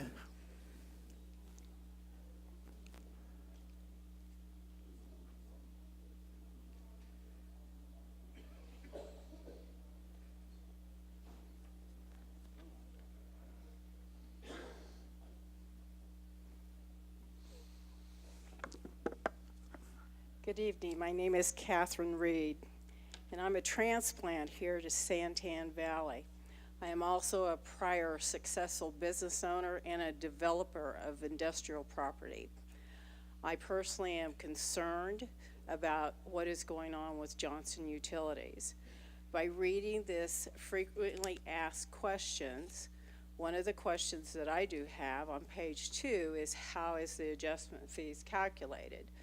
By reading this, I understand that the calculation is divided by the thousands of gallons that Johnson Ranch charges us.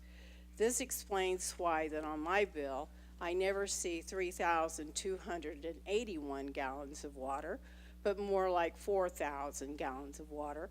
And then Johnson Utilities tells me that they reduce it the following month, which the bill is the same amount.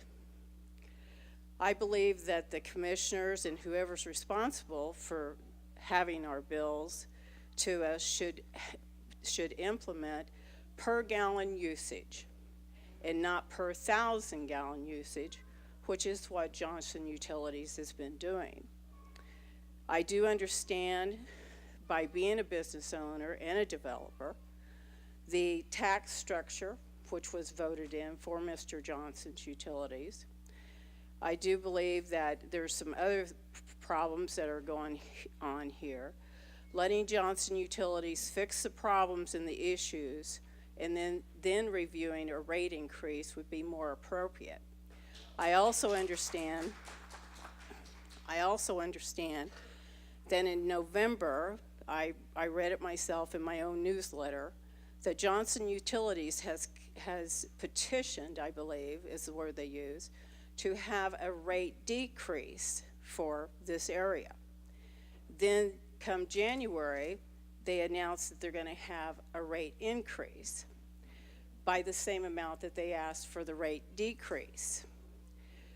This, in my conscience, leads me to believe that Johnson Utilities is acting upon their own good nature and making the commissioners the bad guys, and not Mr. Johnson and his utility company, because what was voted in and what is now in place is what is now going to be in federal court because of charges against Mr. Johnson.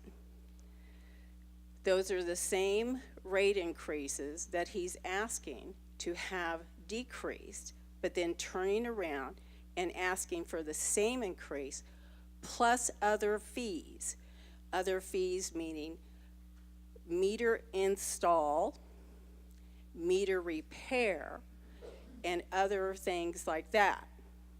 My question is, if our appliances, our dishwashers, our hot water heaters, our refrigerators, our washers cannot work past about a 5-year period in this valley because of the quality of water that is put into the pipes, and the only way that they will work for an extended period of time is for us to have water softeners on our main lines. If that is what is occurring with our in-house utilities, our appliances, I can just imagine what is happening to the meters outside, which we will now be responsible for repairing and replacing. This does not include just new build. I'm also under the impression that the same company that repairs the meters is affiliated with the utility company. I'm under that impression. This sounds like if in Louisiana, if they have a mold issue, the company that comes in and eradicates the mold is the same company that fixes the problem. And there's no overseeing as to what's going on. So there's a disconnect here quite a bit with what should be happening and what is happening. And I'm really sorry to see that it's gone to this point because the people that are in charge either do not care or they do not know. As of standing here today, I truly believe in my heart of hearts that this is Santan Valley's 911 day. I truly do. And the commissioners should do something about it. Because as a developer, I know several other people that are standing to wait to help to develop this area, but not with this issue. Not with this issue at all. To continue with this, I have been through something similar to this in another state. I also know that if Santan Valley was an incorporated city, they could take these matters into their own hands at that point. But until they are incorporated, they have no say other than with your commission. Thank you.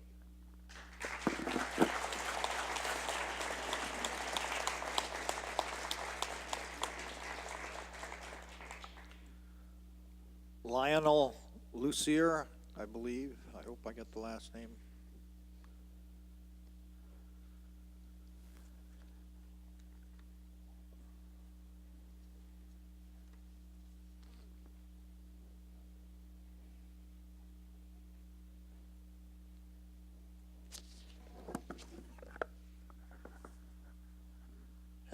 My name is Lionel Lucier, or Lucier, however you want to pronounce it, 654 West Jersey Way.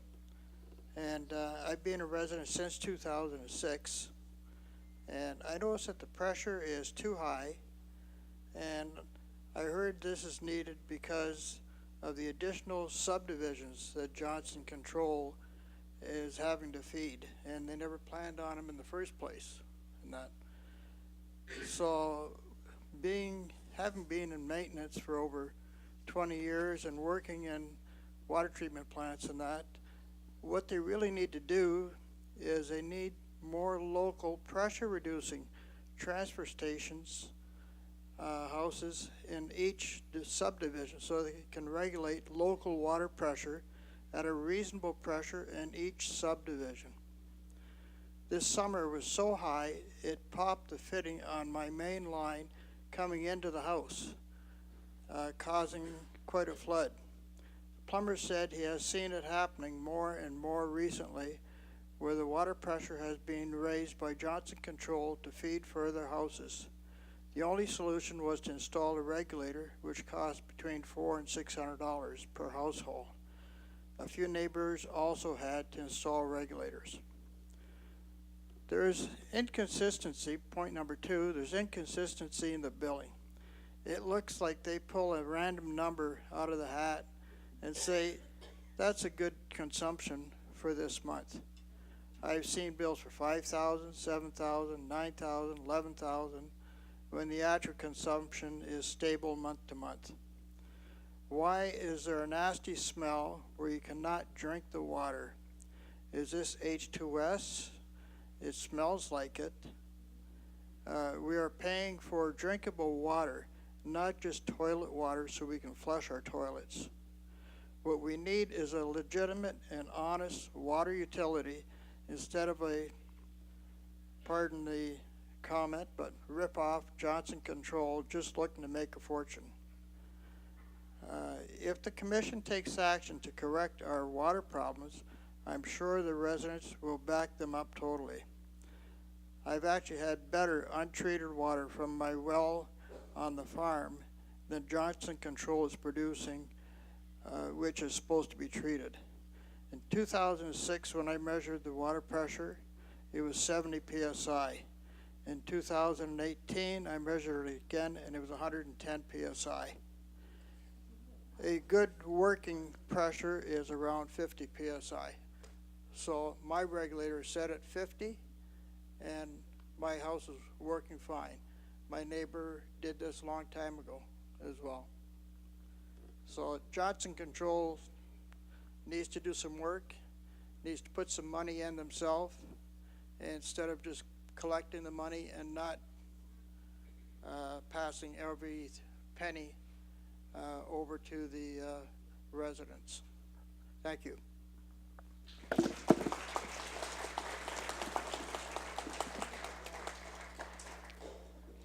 Conan Brink.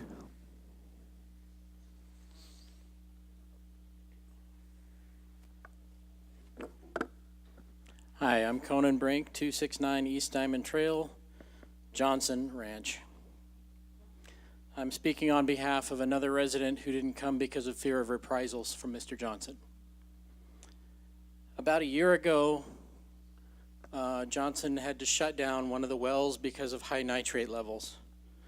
These levels were in excess of published standards and were a serious health risk to newborns and infants. We received then a notice that the nitrate level problem had been corrected. This other person didn't believe the notice and did their own testing at home.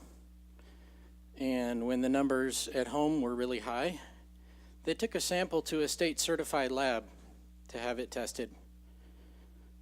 The legal limit, EPA standard, is 10 milligrams per liter. This house is water tested at 16. This person then engaged ADEC, and they came out and they took tests, and they read it at 11, which is still higher than the legally allowed 10. As a result, that well was shut down again, and unlike the previous speaker, a lot of us may have noticed that our water pressure was very low, possibly to the point where it is unsafe to turn the tap on, because when it gets that low, bacteria move into the system when you turn on the tap. I have that lab result if you'd like to have it. You can leave it with me.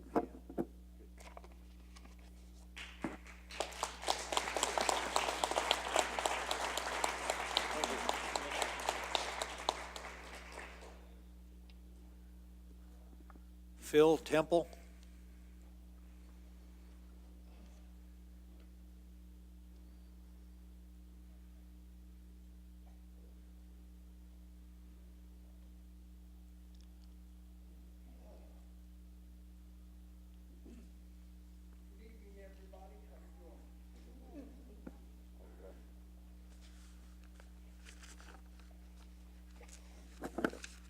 Okay, my name is Phil Temple. I live at Oasis at Magic Ranch, and I spoke the first time yesterday at the first meeting. And I forgot to add a few points, and as I heard the other people speaking this evening, and one guy mentioned a third world country. I spent 20 years in the Army, and it kind of reminds me when I wake up in the morning and I take my dog outside, the first thing I remember, oh yeah, reminds me of Southeast Asia. Well, why would that do that?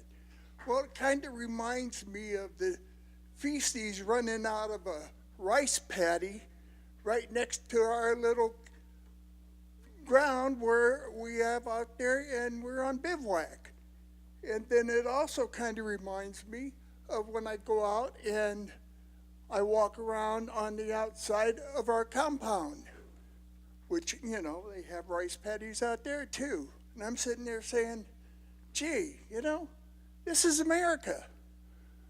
You know, we're supposed to be, you know, the land of the free and home of the brave. We're supposed to have the best of everything. And then, when I look at the hydrogen sulfide, you know, I want to ask somebody, do you know what the letters PTSD means?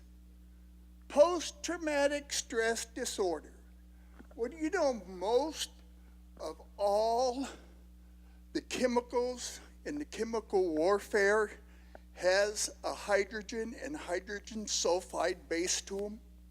So imagine when you get there, and for old folks like me, I was in from 68 to 88, wake up in the morning and you smell that. Well, the first thing I do is I reach down beside my bed and I look for a gas mask. You know, and it's been increasing here lately because it has gotten worse. And the first thing you do is you want to protect the people around you. But there's nothing you can do. Why? Because it's out of our own individual hands. And I don't like that feeling. I'm in America.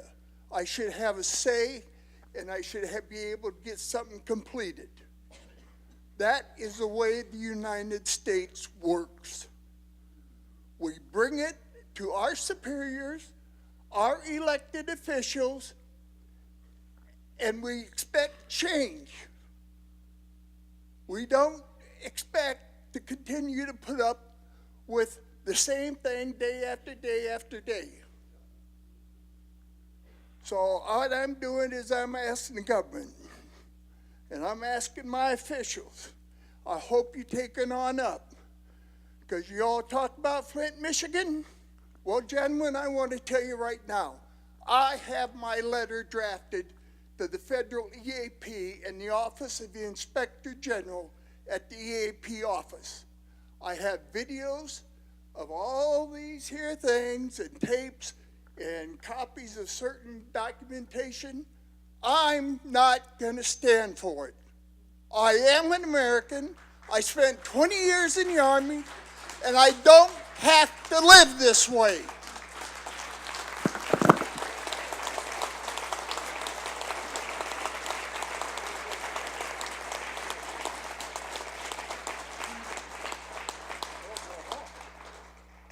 Okay, that was the last slip that we had that requested to speak. So if there was anybody that we missed, if there's somebody in the audience that still wants to say something, now would be the time. Sir? Okay. I said I didn't want to speak, but I've heard so many people speaking here. I was at the meeting last night, and I discussed an issue at the time. Oh, I'm sorry. Usually I don't need it, but okay. My name is Ben Malesio. I live in Santan Valley. Last night I spoke about an issue about my water. All of a sudden, the volume of the water that was used went up extremely last year of April or May.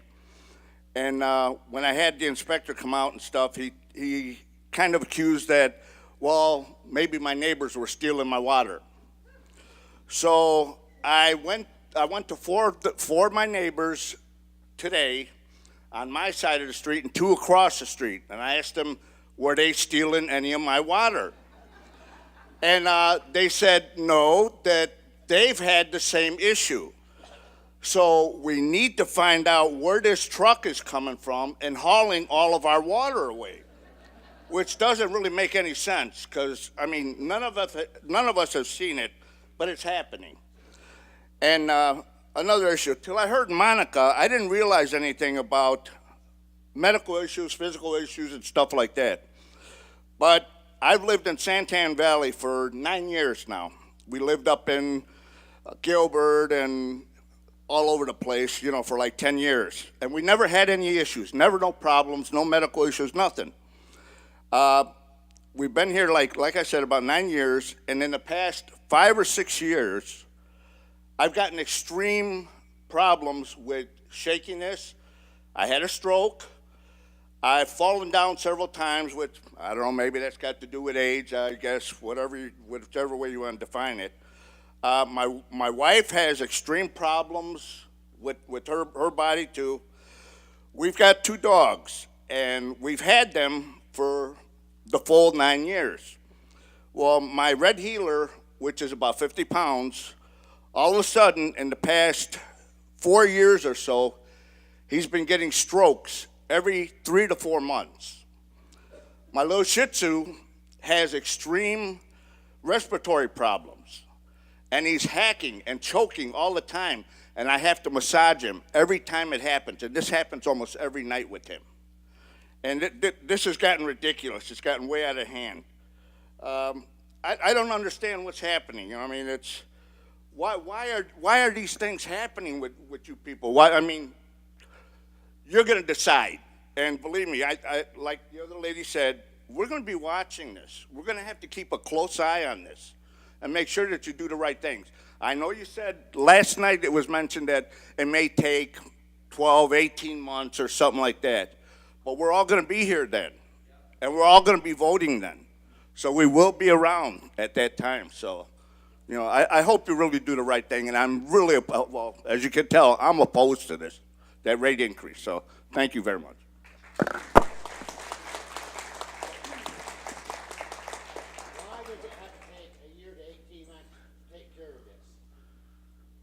Well, I think the reference to the 18-month was to do a regular rate case.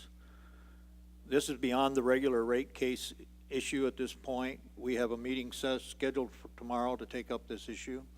Now, I can't guarantee you what the results of that conversation will be. There's 5 people around the table to decide what happens.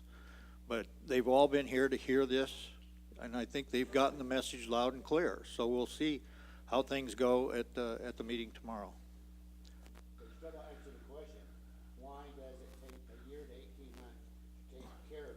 Well, I think the major part of the effort is to audit the books of the company, because the way the system works is it is a monopoly, regulated monopoly, and we have to have the costs of the business, what it costs to do the business, and have to make sure that those are legitimate costs that are presented. And so that examination takes a considerable amount of time, and the bigger the company, the longer it takes. The more problems you probably have with the company, the longer it takes. And so it's no small effort to go through all of that record keeping to make sure all those records are accurate. So.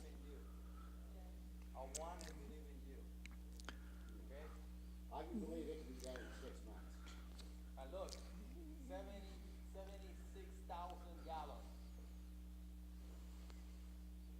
And about 2 months ago, I called again Arizona Corporation Commission. I know what happened. I got a call from Johnson Utility. I said, "Why you call me?" I called Arizona Corporation Commission. You had to deal with us. And you know something? Say, why my bill is so high? Because Arizona Corporation Commission. This is why your bill is so high. Look, how much you bill? Yeah, look over here. Wow. 645, and you charge me 300 plus. This is why Arizona Corporation Commission. I want to believe in you, but I'm telling you something. Okay, we're going to have to cut. I mean, the information that you have, if you wish to share it with us, we'll certainly take care of that.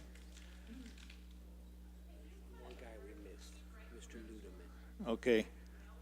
I'm sorry, I didn't hear when you started. Why don't you come to the microphone?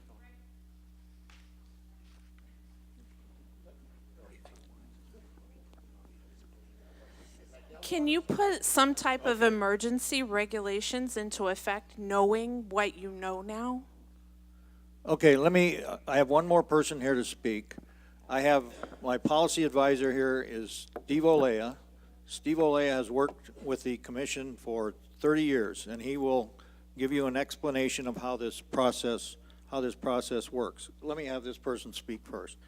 Mr. Ludman?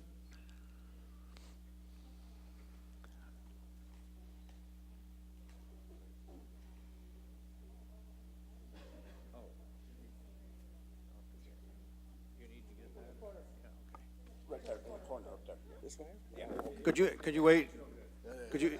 Could you wait just 1 second please? The lady that spoke here just a minute ago, could we get your name, please?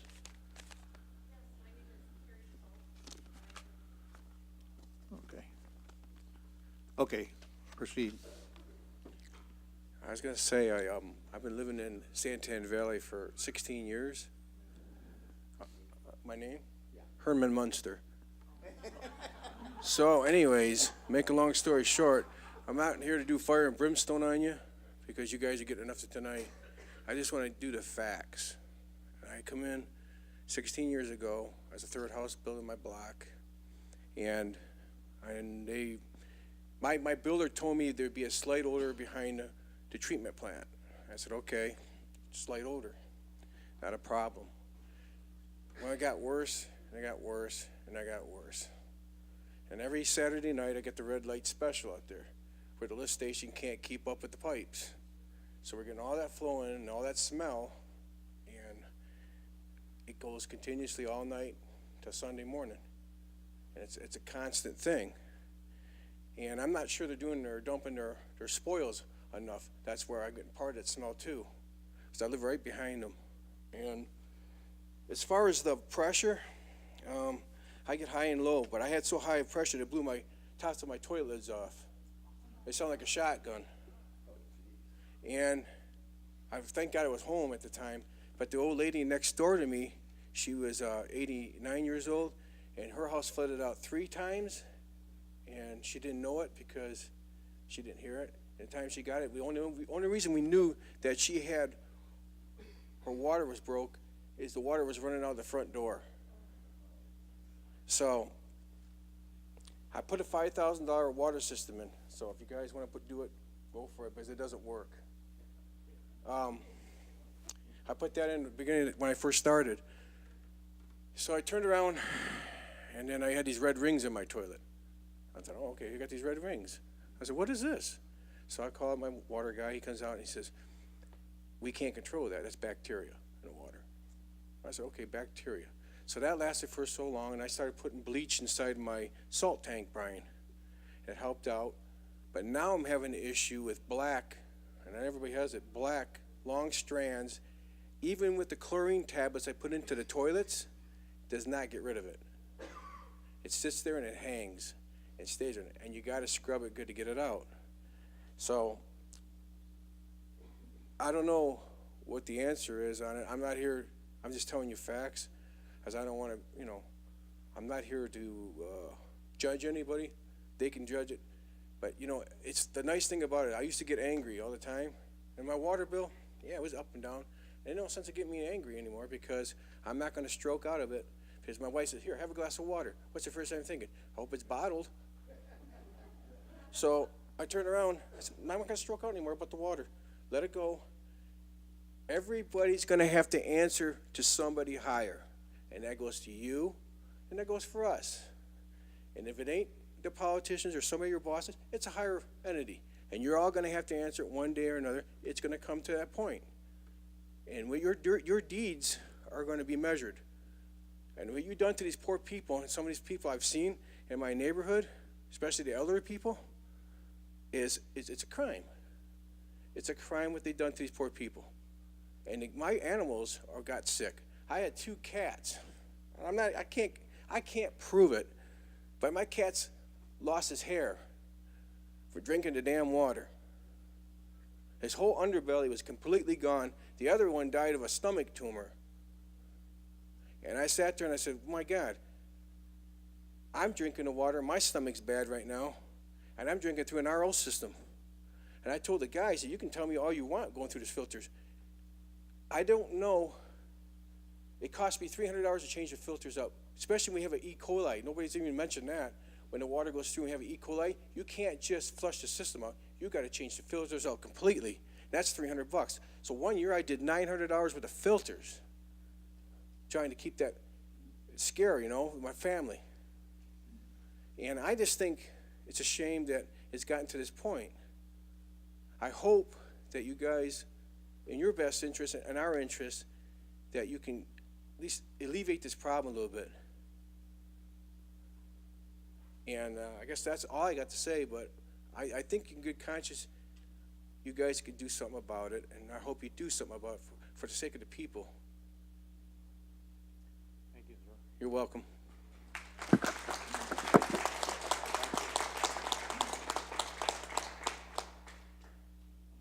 Alex Monson.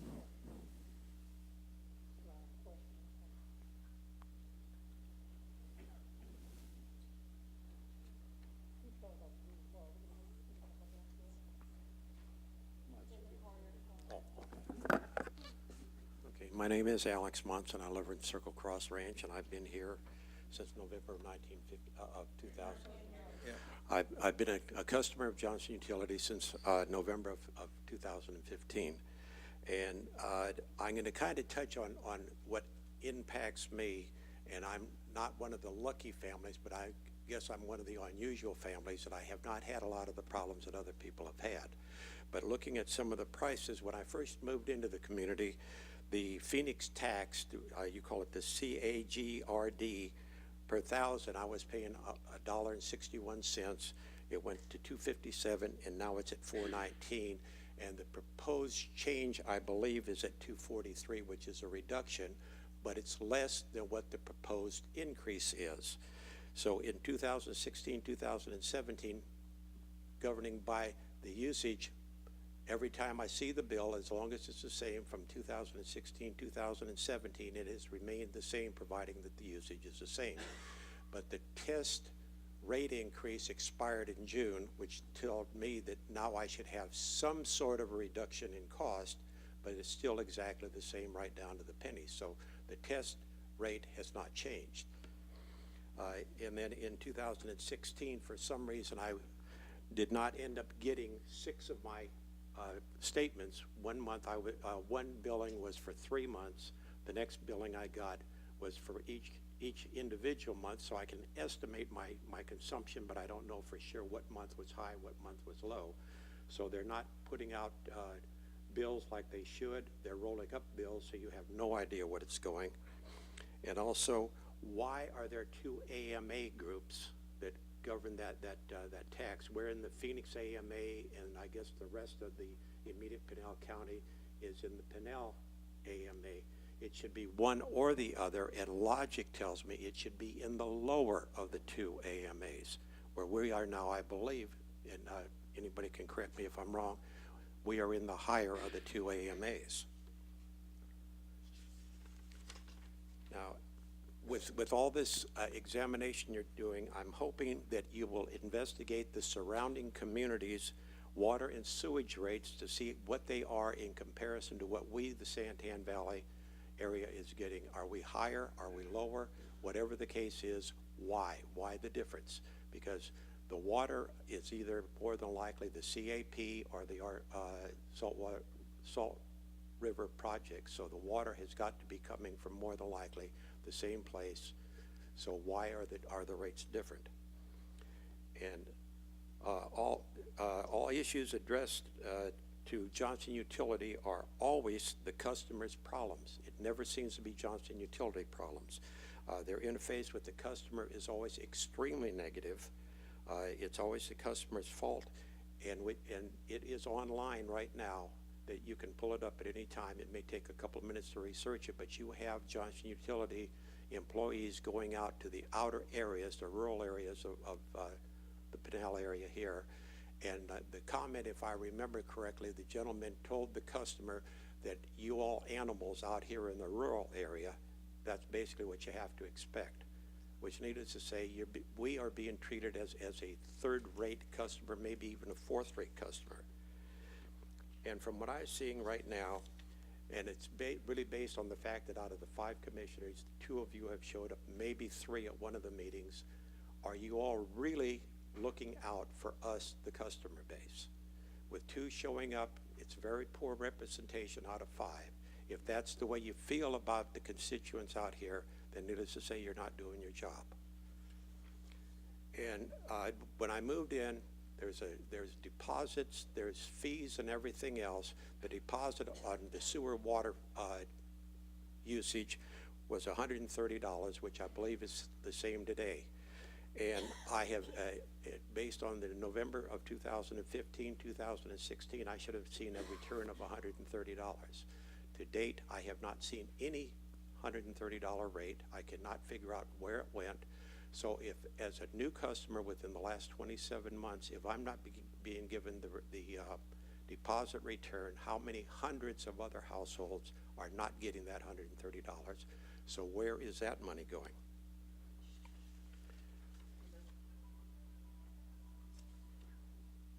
And how is it that George Johnson, the history has explained that they are controlling, and I'm not saying you guys, but the ACC, he has been controlling the ACC for years. Anytime he wants something, the ACC seems to be more than willing to give it to him. Rate increase, whatever the case may be, to include, and my figures may be wrong, but there was fines that could be imposed on the company of $1.2 million. The result was the Arizona Corporation Commission decided to reduce that $1.2 million fine down to $20,000. Needless to say, you're not looking out for the constituents out here. And again, another thing, George is also able to control the county. Anytime the county, he wants something, he tells the county, no, I'm not going to do it, which is obvious when his developments. Any developer in the area, in fact, I think across the country, if they go in and develop, they have to improve the infrastructure. George did not have to improve the infrastructure, so now, out of the goodness of the county's heart, the taxpayer has done all the infrastructure improvements that George should have done, which George in turn would have passed on to the company that he built for, or the homeowner that he built for. And right now, I would say, based on everything that everybody has said tonight, the way I feel, there is no possible way that anybody should even consider not only looking into, but even addressing to the community as a whole that the company has even asked for a rate increase. Because for a rate increase based on everything that everybody within the area here, there's nothing that justifies it. If he got the rate increase to pay his taxes, why don't you reduce that? And then maybe 4 or 5 years from now, maybe look at something of a rate increase when everything is improved to a quality where everybody's comfortable with it.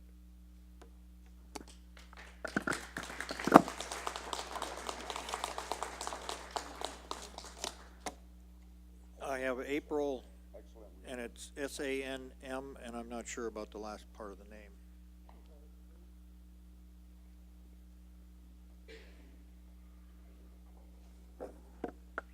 Hi, I'm April San Marco. It's S-A-N-M-A-R-C-O. You actually have another form with my information on it. I wasn't going to speak tonight, but I feel like I need to. I want to thank you for the opportunity, and I just want to say I'm a mom, and I have 3 young children, and I stand up here representing my kids. My teenager and my preteen will take showers, and they'll get out and they'll have red blotchy skin that itches. I have a 1-year-old that I have to drive into Gilbert to bathe. And we put in the $5,000 treatment system to help, and we thought, okay, I'll do anything for my kids. If that means I have to pay more money to get better quality water, I will. And I'm still having issues. And I just hope that you consider us when making your decision, because I stand up here and I beg you, and I beg for my children. Like, we need you guys to stand behind us and help us. And in turn, we will stand behind you. We need help. And I don't know where else we can get it. And I think it starts here. And I'm obviously opposed to the increase, but I hope that you guys can also consider looking into everything else that's going on with the bad water. I mean, I brought my 2-day-old son home, and the very next day, we wake up to no water at all. And I call and I say, hey, there must be an issue. I think you guys have an outage. And they say, no, I'm sorry, you just didn't pay your bill. And I said, well, I have automatic deductions, and that came out. I checked my bank account. It came out 4 days ago. So you guys should very much still have my payment. And they said, well, I'm sorry, that wasn't processed yet. So you have to pay $50 and wait 24 to 48 hours to get your water turned back on. So here I am with a little baby, which is like the best time of your life. You know, you're home and you have your young children, and then it's just miserable because none of us have water. We had to go stay at family members' house for 2 days before they could get our water back on. There was a time I pulled into my development and the sewer cap was overflowing water with toilet paper and feces coming out. And I stopped just to confirm that that's what it was. I called Johnson Utilities immediately, and I said, you gotta send someone out. There's something going on. They said, no, that's normal. But we'll send someone out just to check. The very next day, I'm driving my children to school, and the water's gone, but the toilet paper and the feces is still in the middle of the road, right next to the sidewalk where we walk our children when we try to get out and get fresh air. And I have to say something for my kids. And I don't know if you have families at home. And if you do, I wish them well. And I just hope that you consider them even. Because I know that if you were in my shoes, you would do the same thing. And I just really hope that you guys can see where we're all coming from and know that it doesn't come from a place of hatred for you guys. We're begging, we need you. And I really just hope you guys take us into consideration when making your choices. Thank you. Thank you.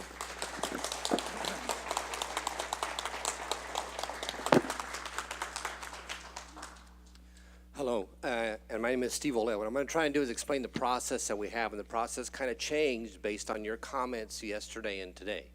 The process of the rate case, when any company files a rate case, there's a certain time limit that we have to work on it and that the company has to respond. In the case of Johnson Utilities, they're an A-size company. That's one of the larger size companies. The way the process works is they file their case, they can ask for whatever they want.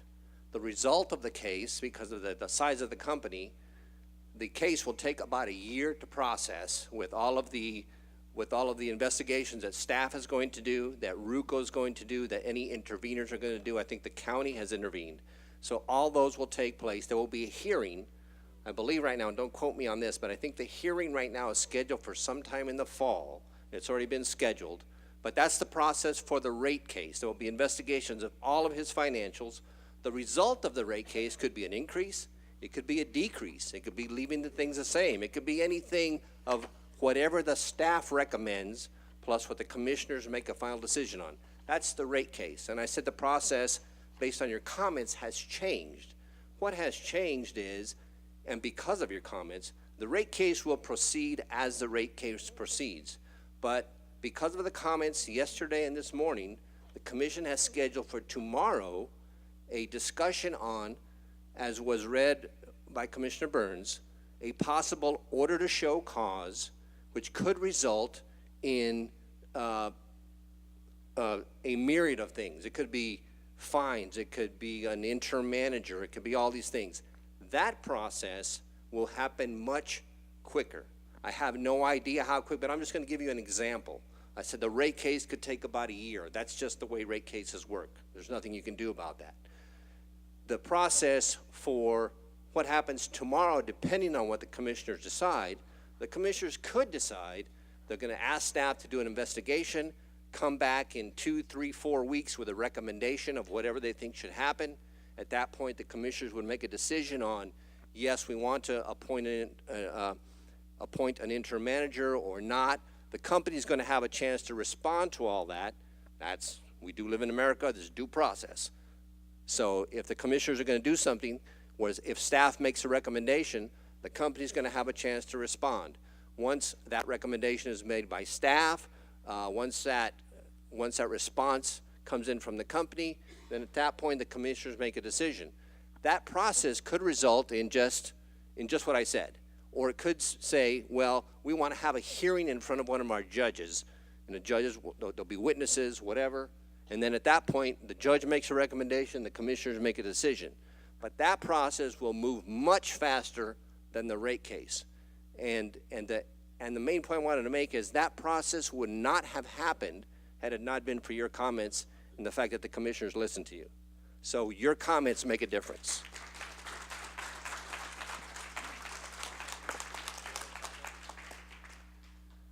Well, I just want to take a brief moment and thank each of you again for your participation here this evening. I know it's been a long evening. I know it's been a long process for each of you, and I just appreciate your involvement and the opportunity that we've had to be able to gather information from you and to hear your experiences. And as one of the gentlemen mentioned previously, the fact that so many experiences were shared gives us a significant amount of evidence that we can use as we move forward in this process to evaluate this case. And certainly just want to give you that assurance that we appreciate all of the information that you've shared with us, and we certainly look forward to taking that into consideration as we move forward in this process. Thank you so much for your participation. I'll turn it back over to Commissioner Bob Burns. Thank you. And I won't repeat what Justin has said. I certainly agree with him wholeheartedly. I just wanted to make sure that you understand we thank you very much for your input, and as Steve has explained, that input has had an impact, and it's been an immediate impact. So thank you again very much for participating.